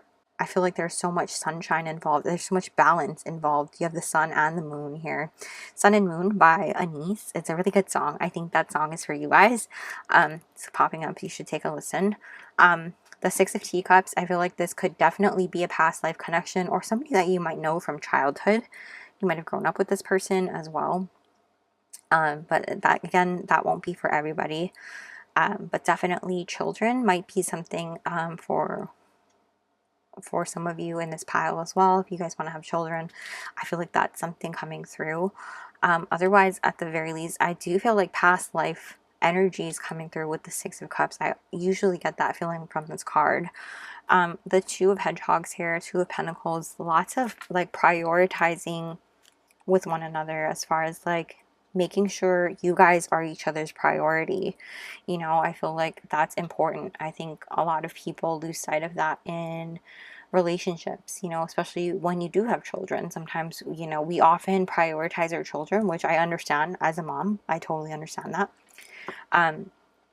Definitely, I tend to put my daughter first a lot of times, but I don't prioritize, you know, didn't prioritize my partner, and like that's just what it is sometimes. So definitely it's about prioritizing, making that time for one another, and making sure that you're on the same page when it comes to that, because that's very important. There are times when you do need to put the kids first, obviously, and there are times when you need to prioritize your marriage, because when the ship falls apart, I mean, how can you support the people that are in it? You know what I mean? So keep that in mind, pile 4. But that is like the forefront of your relationship. I mean, I feel like you guys have fun at night and during the day. There's a good balance, like I said. So much romance, so much passion, so much emotional connectivity, flirtiness. I love it. Love, so much love here. This person loves love and loves to give love to you at that.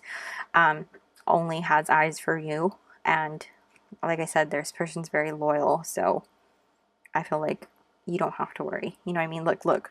They're only looking at you while you're sleeping. So I wouldn't be surprised if they do that when you're sleeping. King of Flowers, which is the King of Wands behind that. Again, passion, charismatic, and very much somebody who is, you know, a leader of the pack, you know, providing for you, taking care of you, and nurturing you, and being there for you. So funny as shit too. So loves to have a good time and make sure you're having a good time. So I love that for you, pile 4. And yeah, I think that there's just so much romance here and love at the end of the day. And I wouldn't be surprised if you guys had a pet, particularly a cat, but it doesn't have to be a cat. It could definitely be a dog. But let's finish off now with channeled messages from your person. And yeah, okay, let's finish off now with channeled messages from your divine counterpart.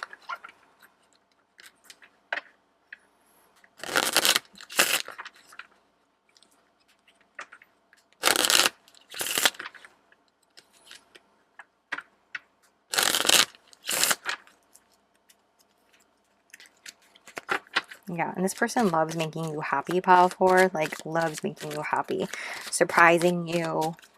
I wouldn't be surprised if they shower you with gifts every once in a while. This relationship will not be a missed opportunity. Yeah, you don't have to worry about missing out on this relationship.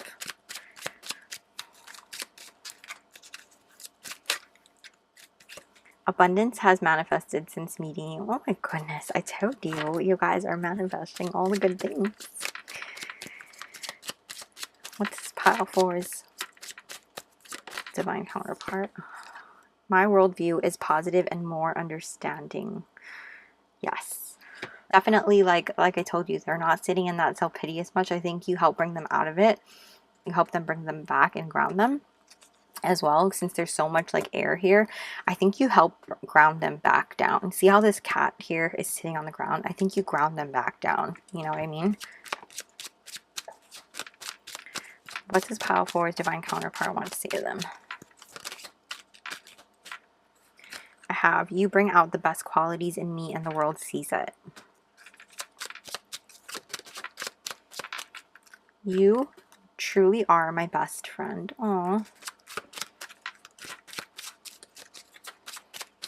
What does Pile 4's divine counterpart want to say to them? I wouldn't be surprised if you guys travel a lot together too, or meet while traveling perhaps. Just because there's so much air, like energy, like flying energy, you know? We have, when you hold me, I feel safe. Definitely. We both came from similar past love experiences. See, past love experiences that needed healing. And perhaps you guys like have the same, like similar traumas, which is why you guys understand each other so much and are able to like communicate so easily, you know? You clearly hear me when I speak to you on the 5D level. Definitely. A spiritual force brought us together. Yeah. You are not my usual type, yet you flow so well with me. Wow. I love that for you, Pile 4. Love, love, love that. And I'm so excited for you and your connection and what it holds. I just feel like, seriously, your relationship is vibrant. It's light and it's dark at the same time. Like, dark in the most, like, romantic way, if that makes sense. And, like, just the things that you're able to transcend together, because you have the sun and the moon. Like, I hope you realize just how divine energy, like how much divine energy that is. It's divine feminine, divine masculine energy. Like, it's beautiful. Look at this, sun and moon. I mean, sun and moon, you know? And so just, I hope you understand just how magical this connection really is and how beautiful it's going to flourish and be when you're with this person. And I'm just curious what's behind this. Knight of Cups, and then you have the 6 of Wands. Like, yeah, this person sees you and appreciates you, and you are the star of their show. With the Knight of Cups there, like, that's so much romance and like chivalry. Like, sweep you off your feet, or you sweep them off their feet. That kind of energy, you know. But that's where I'm going to leave your reading here on YouTube, Pile 4, unless you're hungry for more, in which case I invite you over to the extended on Patreon, where we take a look at anything blocking or delaying your connection and what kind of solutions we have for that, as far as like how can we alleviate those blockages and things, or delays, and taking a look at your physical connection, aka 18 plus audience, please. And we're also going to pull some charms and more channeled messages from your person over there. So yes, that'll be all over on Patreon, which I will link down below. But if not, no worries. If you're leaving me here, no worries at all. Thank you so much for being here with me. I hope you guys enjoyed. Please go ahead and smash the like button and comment a, is there a dragonfly emoji? If not, comment a genie emoji down below so I know you're from Pile 4. And let me know how you guys enjoyed this. I would love it if you subscribed and hit the little bell notification so you don't miss a beat. And like I said, please head on over to Patreon if you feel so inclined and want to join our magical family there for access to the extended. I have other extendeds there as well, and exclusive content and weekly energy readings not available here on YouTube. So thank you guys so much for being here with me. I hope you guys have a magical day or night whenever you're watching this, and I will see you guys very soon. Bye!